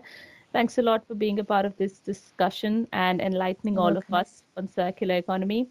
Thank you, David. Over to you now. Thank you very much, both. I think we've got one hand up from Bret. If you want to unmute yourself, Bret, to ask a question. Circular economy is one of the key issues, isn't it? With all these companies producing products that you cannot repair, it's a constant bane. So I'm hoping that legislation in the future is going to make it a requirement that white goods and services actually are things that can be fixed. And it's crazy that when you have a situation where it actually works out cheaper to dispose of something and buy something new, even though it's 2 years old. That really should be a thing of the past. That's totally unsustainable. So it's great to see that. And from a local authority point of view, I've been arguing the case with circular economy in terms of looking at social enterprise and its role it has to play. I set up a charity in Cardiff over 25 years ago now, and it's still running, I'm pleased to say, which did white goods repair and furniture recycling, which goes to low-income families. And that's been running as a business successfully for all that time. And at the time when it was set up, the two chaps who's still there, they've both got MBEs now, were doing work on this, and they were recently made unemployed, didn't have any work. We got some funding to help set up a furniture recycling shop, but we said at the time, you've got to actually make it pay its way. So you can't just give things away. You've got to run it as if it was a business. And they did follow that model. And obviously, as a business, I mean, at a price that people couldn't afford, but also meant that people valued it. But as a consequence of that, they sustained themselves. They ran contracts to deliver services for people with special needs so they could learn new skills. They got contracts paid for there. So they didn't just pay for furniture. It was looking at different things that they did. A lot of companies provided support. So I'd say it's brilliant to see. It needs to happen more in Coventry, a lot more. There used to be things in Willenhall used to have a tool store, like a tool library. If you think people on low incomes buying power tools, which is quite expensive, only using them a few times, why not be able to rent things out and amongst yourselves at a reasonable rate, not these big hire firm companies that charge quite high rates. Yeah. And there's all those sorts of things. There's lots of opportunities there. Congratulations, Bret, for keeping your social enterprise work. That's fantastic, and it's such a challenge to make these things financially sustainable. That's really. Yes. I'm not surprised that those guys you have been honoured for it, because it's really tough, isn't it? It's really tough to make it make the numbers add up. But you've just reminded me of another example of. I guess it's the same as maybe a bit of a tool bank, but maybe a bit wider. It's called Library of Things. So the concept is like a book library, but it's not books, it's things. So it might be a tent, or it might be I don't know, pressure washer, or anything that sewing machine even, or rented out to people at low values and with a very community feel about it, so that people go and pick these things up and talk to the people there, because cynics might say that well, people just won't bring things back, but a practice says that people do, because they know that these things are of benefit to everybody in their community. Indeed, I'm just going to hop in. I want to say along the same sort of lines. You've got the zero waste shops, which we've got Zero and Core in Leamington, and we've got a couple in Coventry as well at the market, and also Green Unicorn. But you got people reusing the containers they've already got to go back and shop again and again and again and again, and reuse those items to get some very nice food. Okay, so if Maryam, are you sharing the screen at the moment? Sorry, it's me. Yeah, if you can stop sharing and just turn your cameras on, and then I'm going to invite Joel and Alex to also turn their cameras on.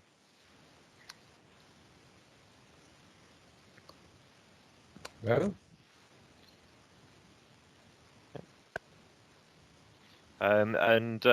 We thought it'd be good to have a bit of a discussion panel, and also open just generally this chat up for everybody to join in on. Claire, I think the slides are still being shared at the moment. Sorry, I'm having a bit of a technical moment. No worries. Are the slides gone now? No, not they're yet, still there. Claire. Oh. I'll give them a moment. But I thought I'd first ask a question on what you think the current barriers that you're seeing towards tackling the climate emergency are, at the moment in your various fields? Have they gone now? They have, yes. Thank you. Sorry, would you mind repeating the question? I was diverted by the need Yeah. to stop the slide. No problem. So what are the current barriers that you're seeing at the moment to tackling the climate emergency?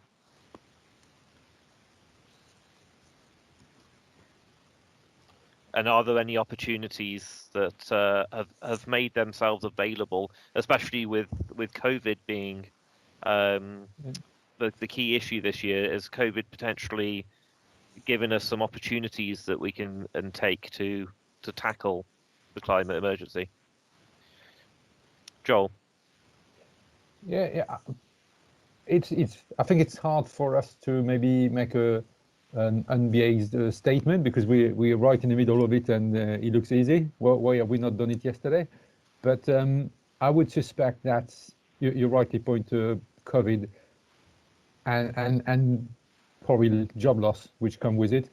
There's probably lots of people out there who are insecure enough to be thinking about other things and saving the planet, unfortunately. So that's why I think I'm extremely pleased with Jarrod's, as Jarrod's pointed, that there is a joint commitment of the university to not only save carbon but also implement the sustainable development goals, because sustainable society, it's not all about carbon, it is more than that. So I think focus is probably an issue for people and some families, and perhaps I would say after I think it's a gentle criticism which has been made to us many times, is we don't communicate enough.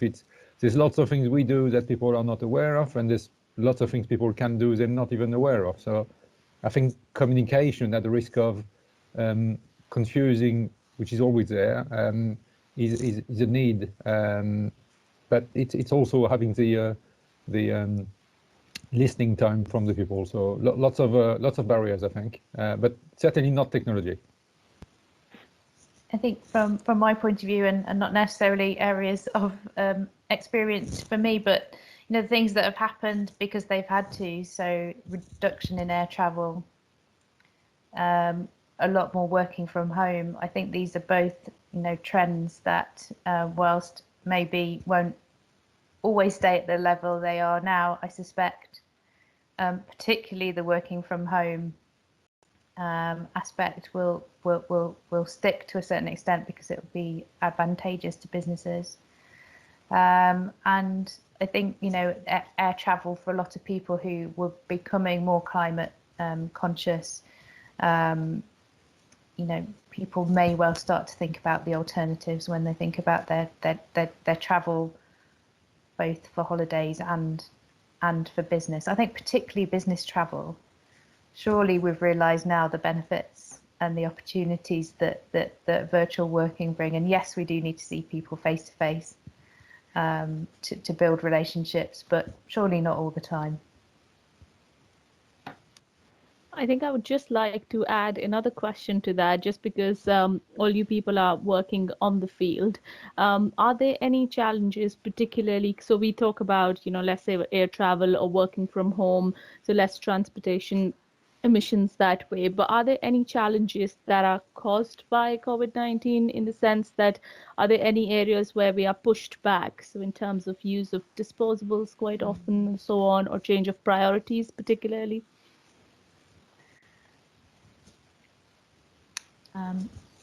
Sorry, my computer is still playing up because I can't see everybody's faces apart from David's face, so I don't know whether anybody else wants to speak or not, but certainly we were really progressing well on the single-use plastics side of things, and indeed, the government's even passed some legislation that plastic bags are even more expensive.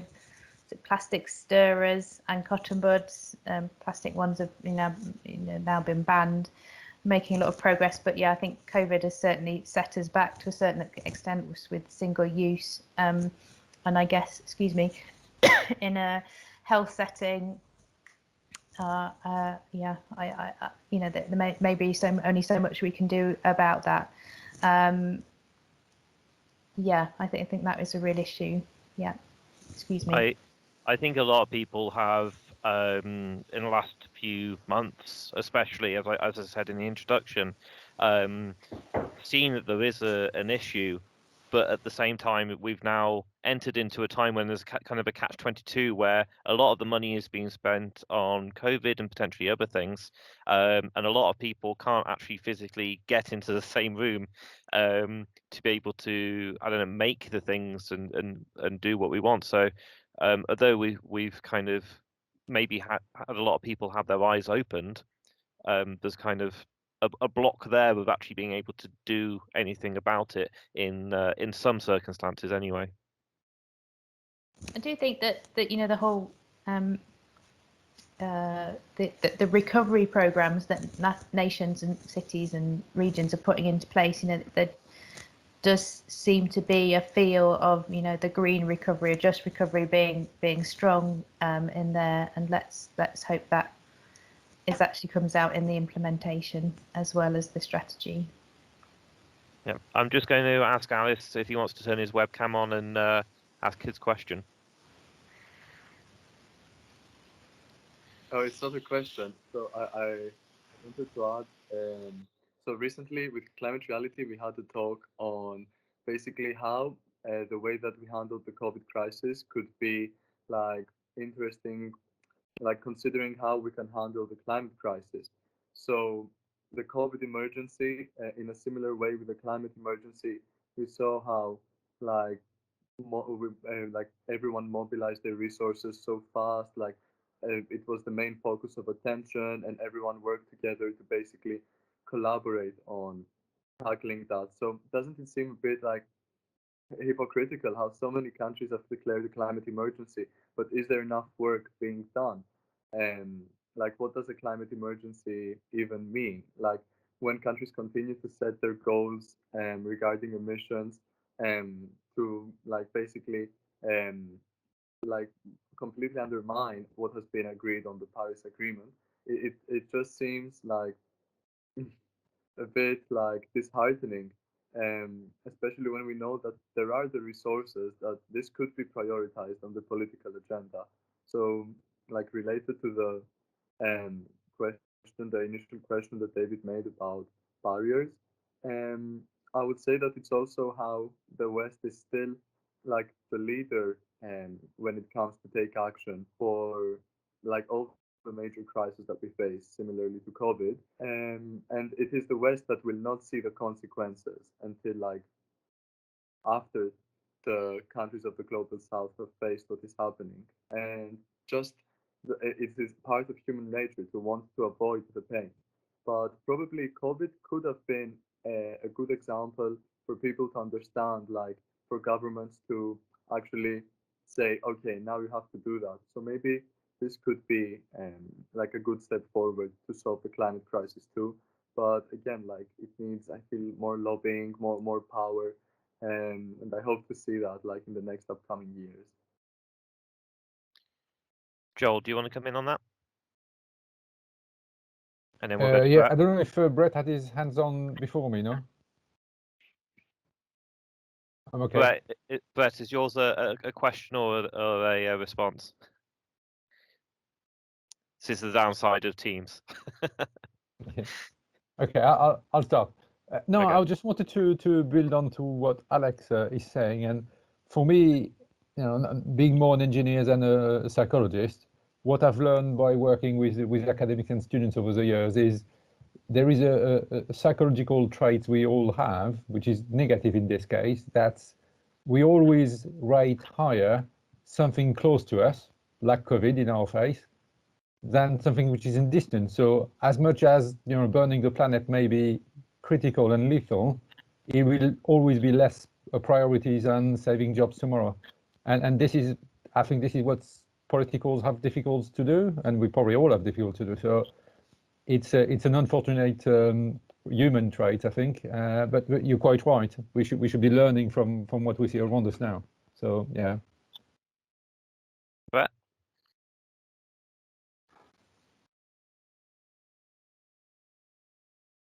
You're on mute, Bret. There's a book I can recommend everyone reads. I read it a while ago, but it gets to the heart of this thing. Because the thing about COVID, I keep saying to people, that the human species are very good at adapting to immediate threats. So if you're being chased by a bear, you're pretty good at knowing what to do and do something quickly. As Joel said, the things that are slower and longer term, people just don't seem to. You can boil a frog. There's always the saying about boiling a frog is to do it slowly, and it will actually still sit in the pan till it's boiled because it hasn't noticed the perception of the change. A book is called New Worlds, New Minds. It's by Paul Ehrlich and Robert Ornstein. They were population ecologists. But I think if you read that book, actually, it sums up the kind of the psychology behind what people think. It's not so. It's an important issue. It's Pierre Trudeau, the French, the Canadian Prime Minister, actually said there's no lollipops in sustainable development. For a politician who has an election period of 5 years, that is not sufficient when you're trying to deal with something like sustainability, which has got a much longer time frame. So you don't get any brownie points as a politician for doing something that's beneficial in 20 years' time.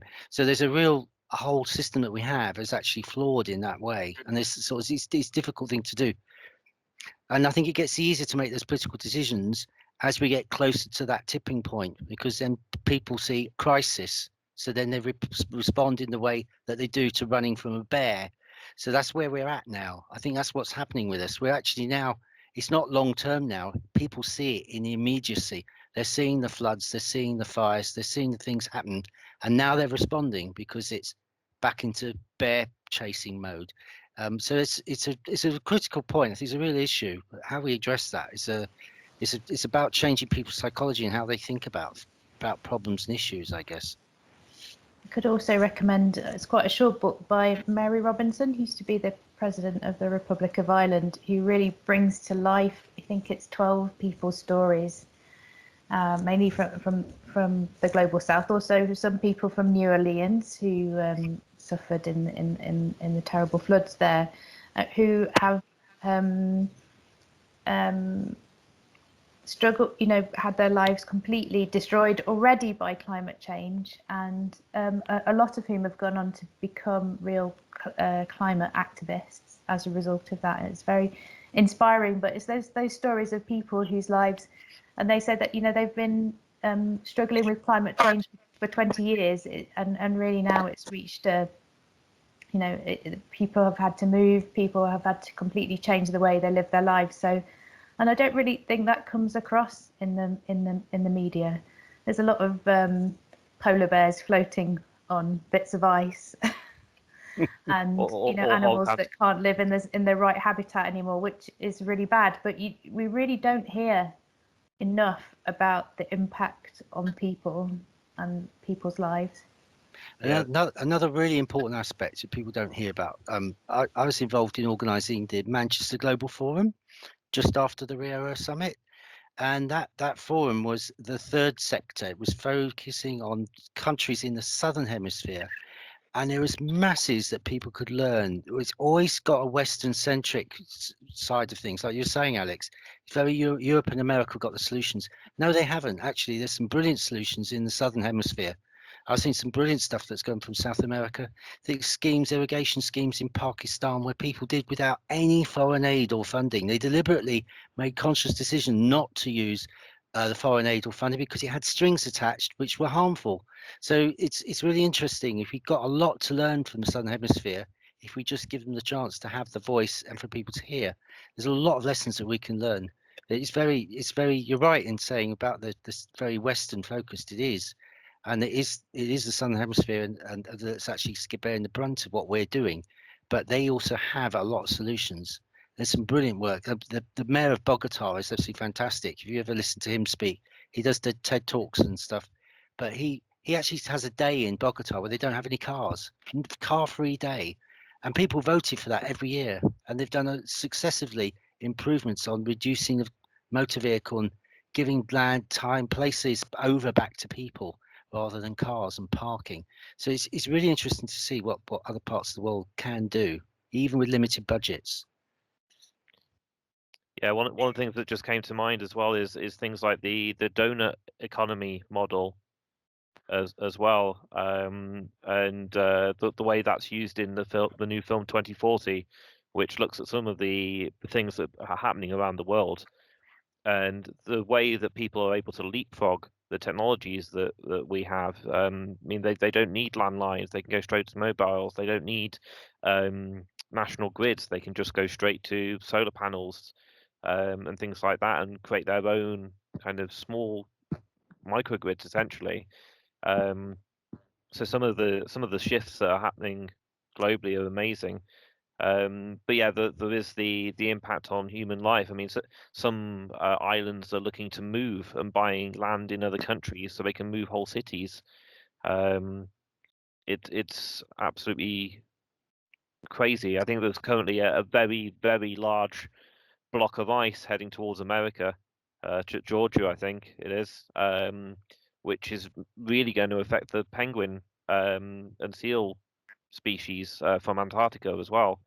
So yeah, it's just affecting everything really.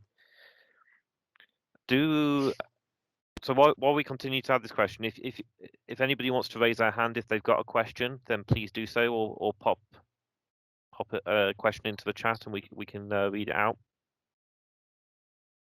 I'm just going to ask another one, kind of looking more forward ahead to next year and hopefully a better year. But next November is obviously COP26. What are we hoping we might see from COP26? What needs to happen?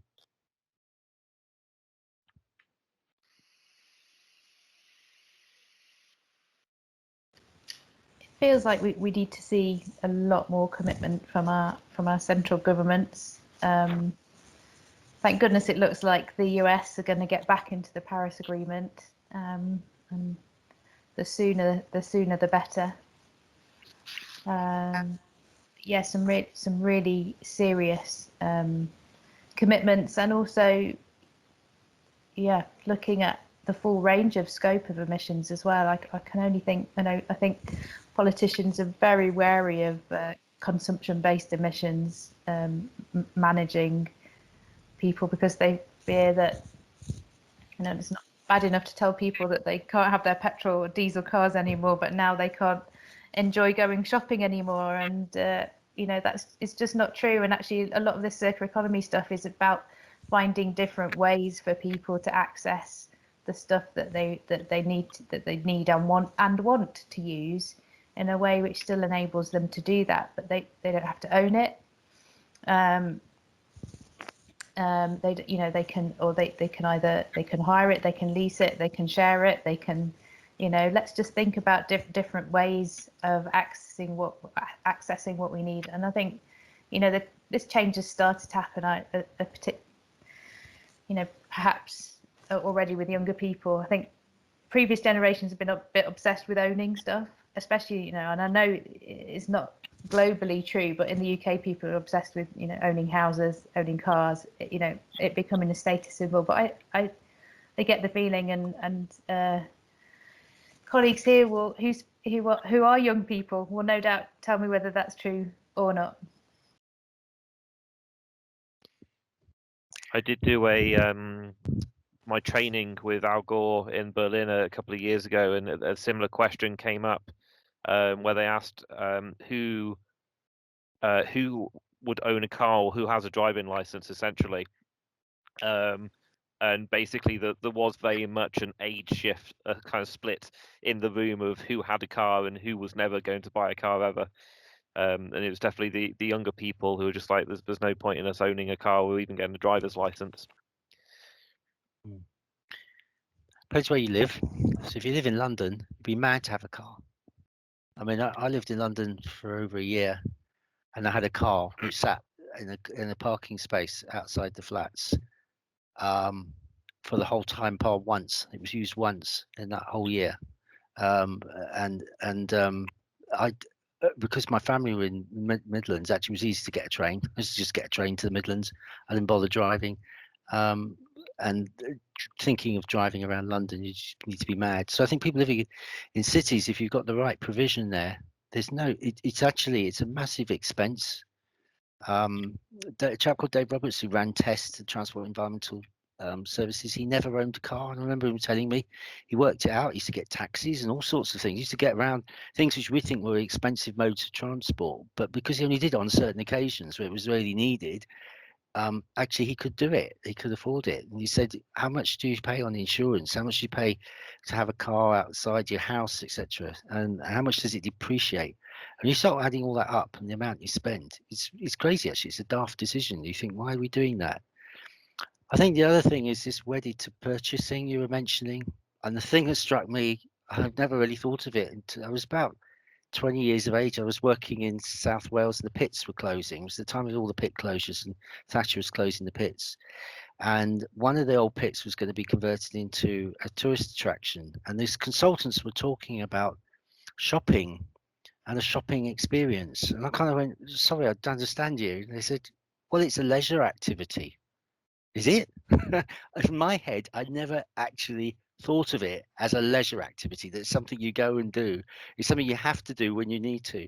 But I don't realize actually it's correct. So many people seem to get satisfaction or think they get satisfaction by temporarily buying the latest product. And they think that's going to make their lives happier.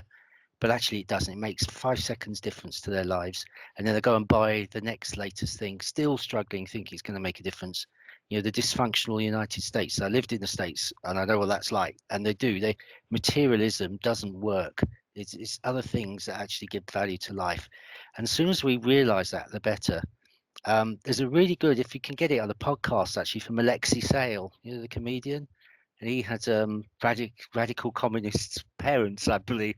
But he gave a really interesting talk about that subject, about what it is to be human, and talking about material goods and our fixation with having to have material possessions. It is an interesting thought when you think about it. We seem to be slaves to it, and we don't need to be. That's a bit radical, isn't it? I'll get off my helpy horse. So we have had one question from Hazel of what can local groups do to bring about behaviour change.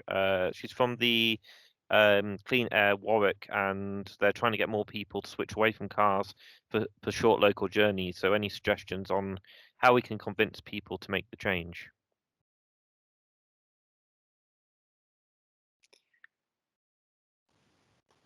I don't know. I would be tempted to say it's all down to still communication and well-being and aspect. I'm concerned. Well, not concerned, but I think that everybody's different. So in theory, you would want to have a conversation with everybody to convince everybody. Of course, it's not that simple because it's a massive work. But when I listen to our talks, it's always a scale thing, which I've put in the chat. Is on one hand, we have thousands and thousands of people who want to take initiatives, and we need that to demonstrate to all of the others it's the right way. But at the same time, we're still not shifting our whatever diet or we had to talk about fast fashion today and or anything, and all of that is just fueling factories around the world. So they're emitting. That's a carbon issue. But I think governments are very concerned with a job problem. You know, it's great, but how do you switch somebody who's been doing, I don't know, tarmac road for 40 years to building wind turbines? Quite difficult. And then some companies probably are not quite willing to do that because they find it's too hard. And if it's too hard for companies, are government going to do it? It's top to bottom and bottom up at the same time. So I think initiative is absolutely essential, and we're certainly going to encourage more. It's certainly going to be in the terms of reference of our group that we want to encourage bottom-up initiatives. But at the same time, it's also, you know, always reinforcing and working on the business case to make it happen from the top. So I don't have a formal answer, I'm afraid. I don't know whether Hazel, the new, well, the kind of the health agenda and getting people out walking and cycling, especially now that we know that actually being overweight is another risk factor for COVID-19, whether that's going to help in the great work that you're doing. Just a thought. Portion sizes.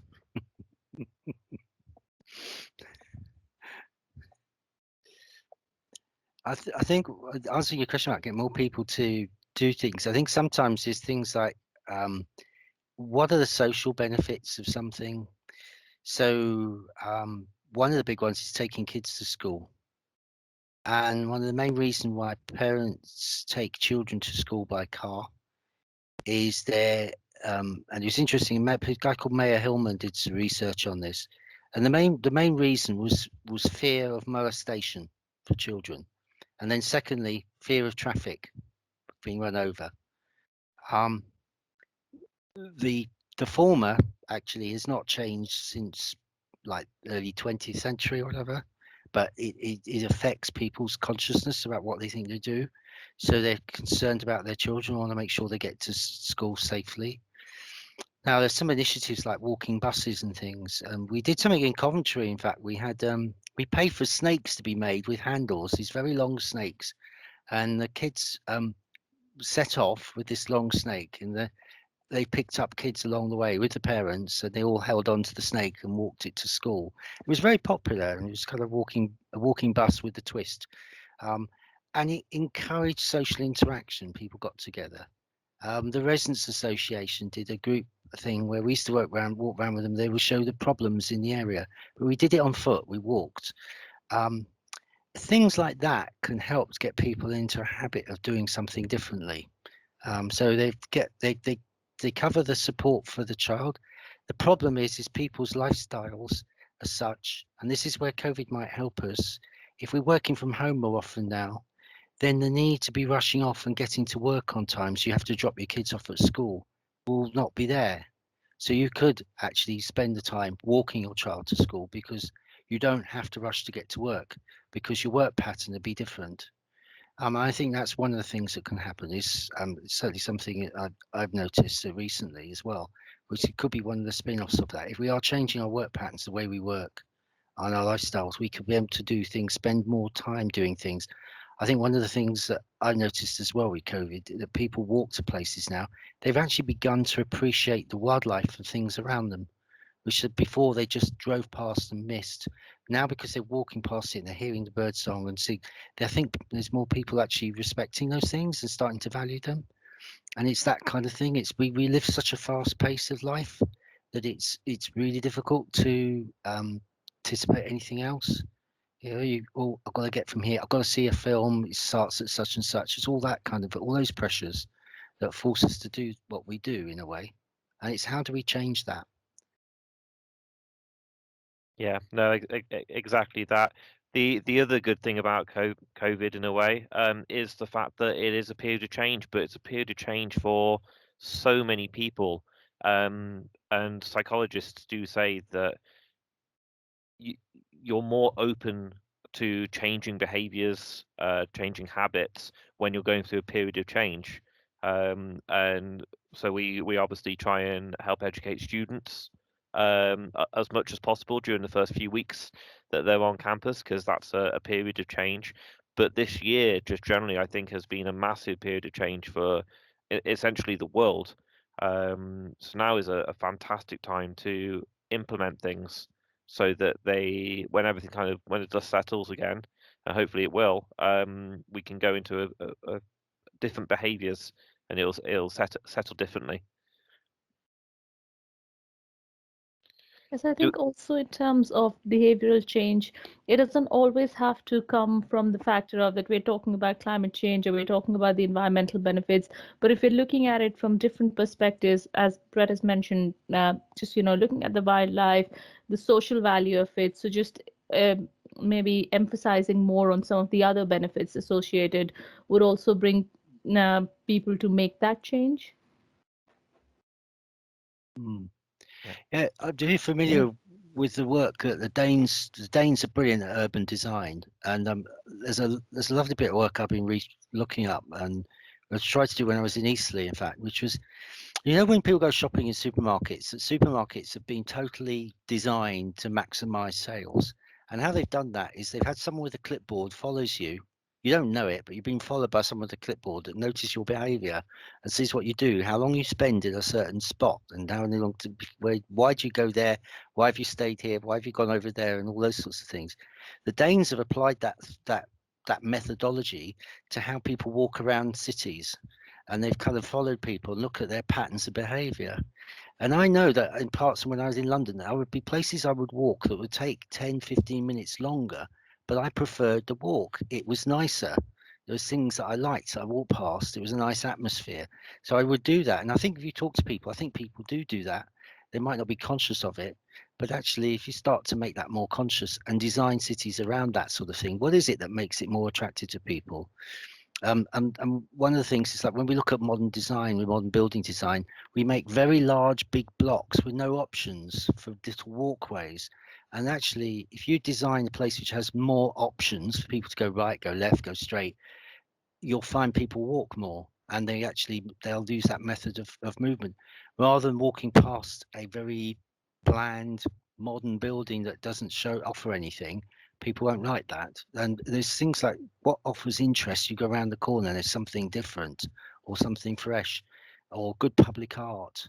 There's all those sorts of things. It's like if you go to Brick Lane in London, you see some brilliant wall murals. It's just an amazing place. You look at it and you think it's quite run down, but actually it's really attractive because people have put things of visual interest there, and each little trip down the road is a little adventure. You see different things that you've not seen before.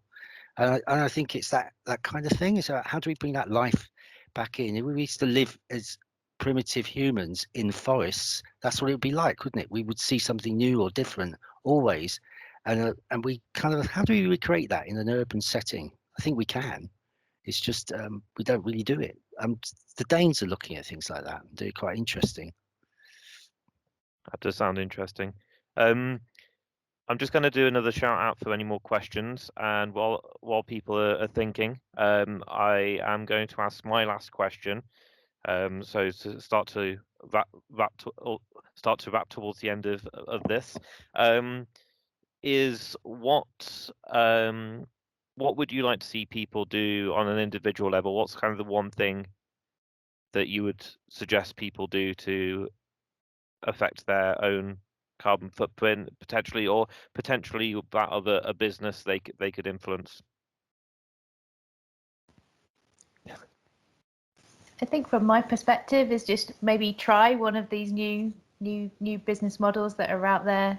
Register for Olio, try Too Good To Go. Just try something different and see actually if it brings. Hopefully it will it'll be helping the environment, and also it'll bring something new and different into your life, a new way of doing things. And yeah, I know with Olio in particular, some people do it and they never see the people that they share things with, but others have made really fantastic friendships from it. So there's a social impact to it. Social, we all need more friends. Can't have too many friends. So yeah, that would be my thing. Try one new thing, a new way of accessing stuff that you need. Yeah. Joel? Yeah, when you were reading your question or saying your question, David, in my mind came, when you cross a railway track, you have this stop, look, and listen, and it's supposed to, it's the same as when you cross the street, And I think for me, it would be this. If all of us gets in our head that before we do something, we can have a stop, think about the environmental impact, and take some action, even if they're small. I think eventually we'll get somewhere. That's a good one, Maryam.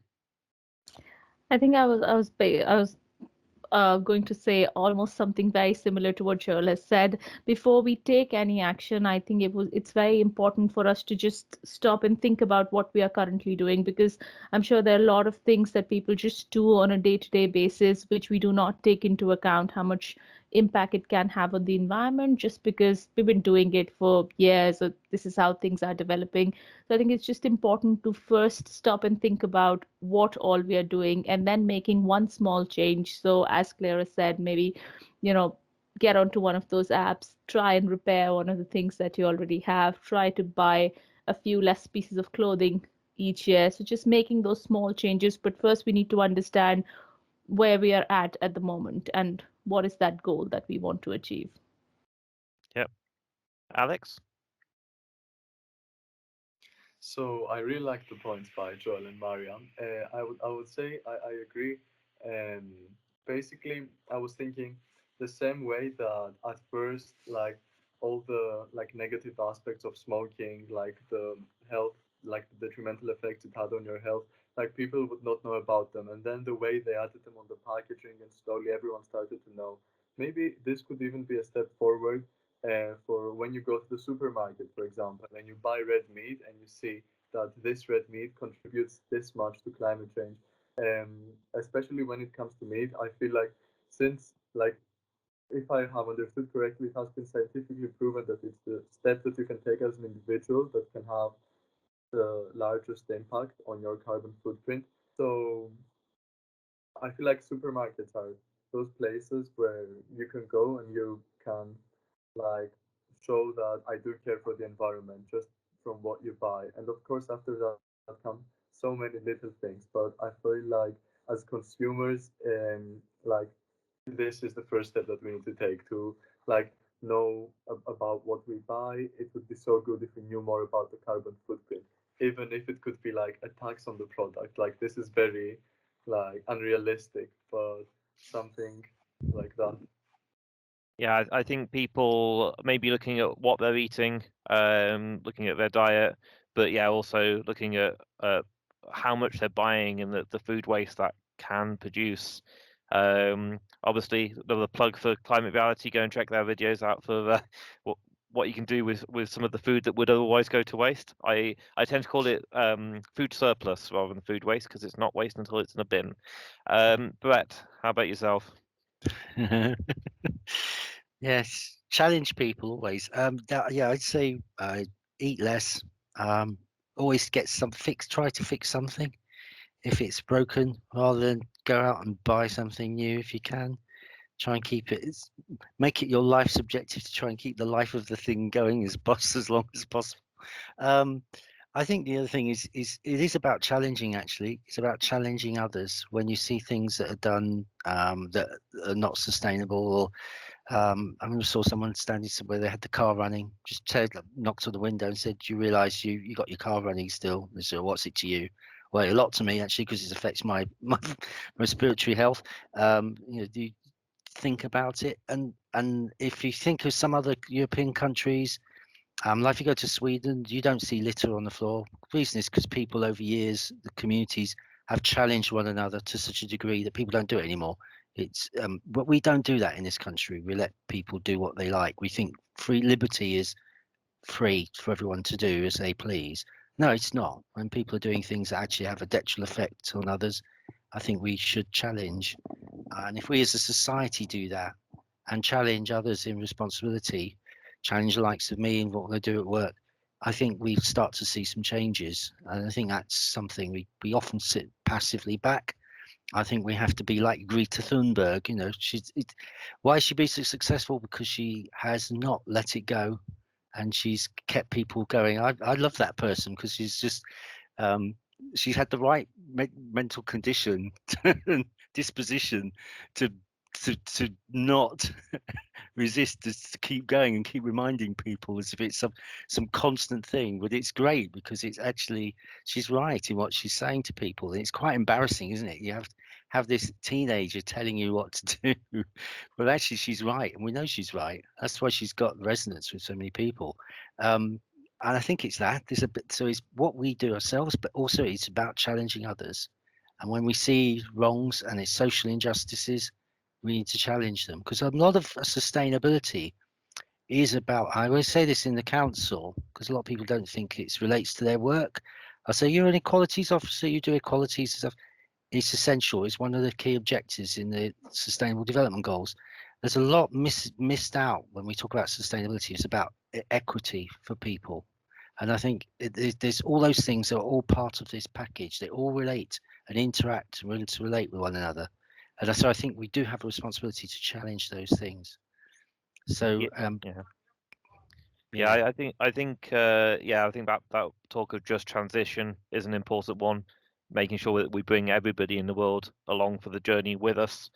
I think with regards to you mentioned Greta Thunberg there, it's great that the younger generation is pushing, and I think all the other generations need to kind of wake up a little bit maybe and do something, because it's not the young generations that can vote. It's not the young generations that own the businesses.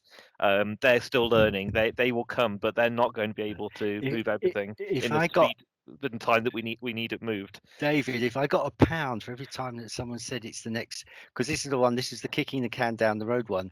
So many people say it's their responsibility, it's their, they're our future. I go, no, it's not actually. It's us now. What we do to them, they're right to tell us, but we're doing it to that generation that follows us, and we don't pass the buck on to the next generation, because then what happens with that? What's the answer to that? We all do it, and then it never gets done because it just gets passed on to the next generation.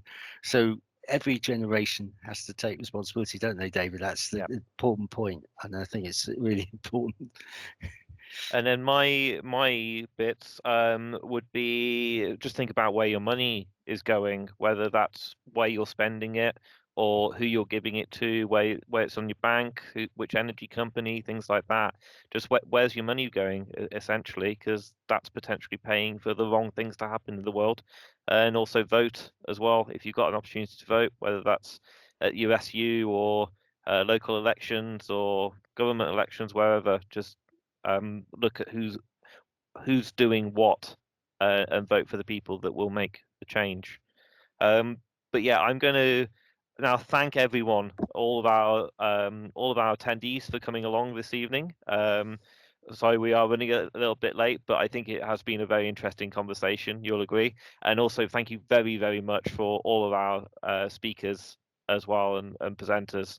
I think it has been incredibly interesting, uplifting, and motivational this evening. And I'm looking forward to putting the video online for everybody else who hasn't been able to make it this evening to be able to watch. Thank you very much, David. Thank you very much. Thank you very much, everybody, for coming. Thank you, everyone. Thank you Still all. quite a few people, Thanks 4 all. hours down the road, so it must be important. Thank you very much, everybody. Bye. Thank you. Thank you. Thank Have a you. good evening. Bye. Cheers. Bye. Bye.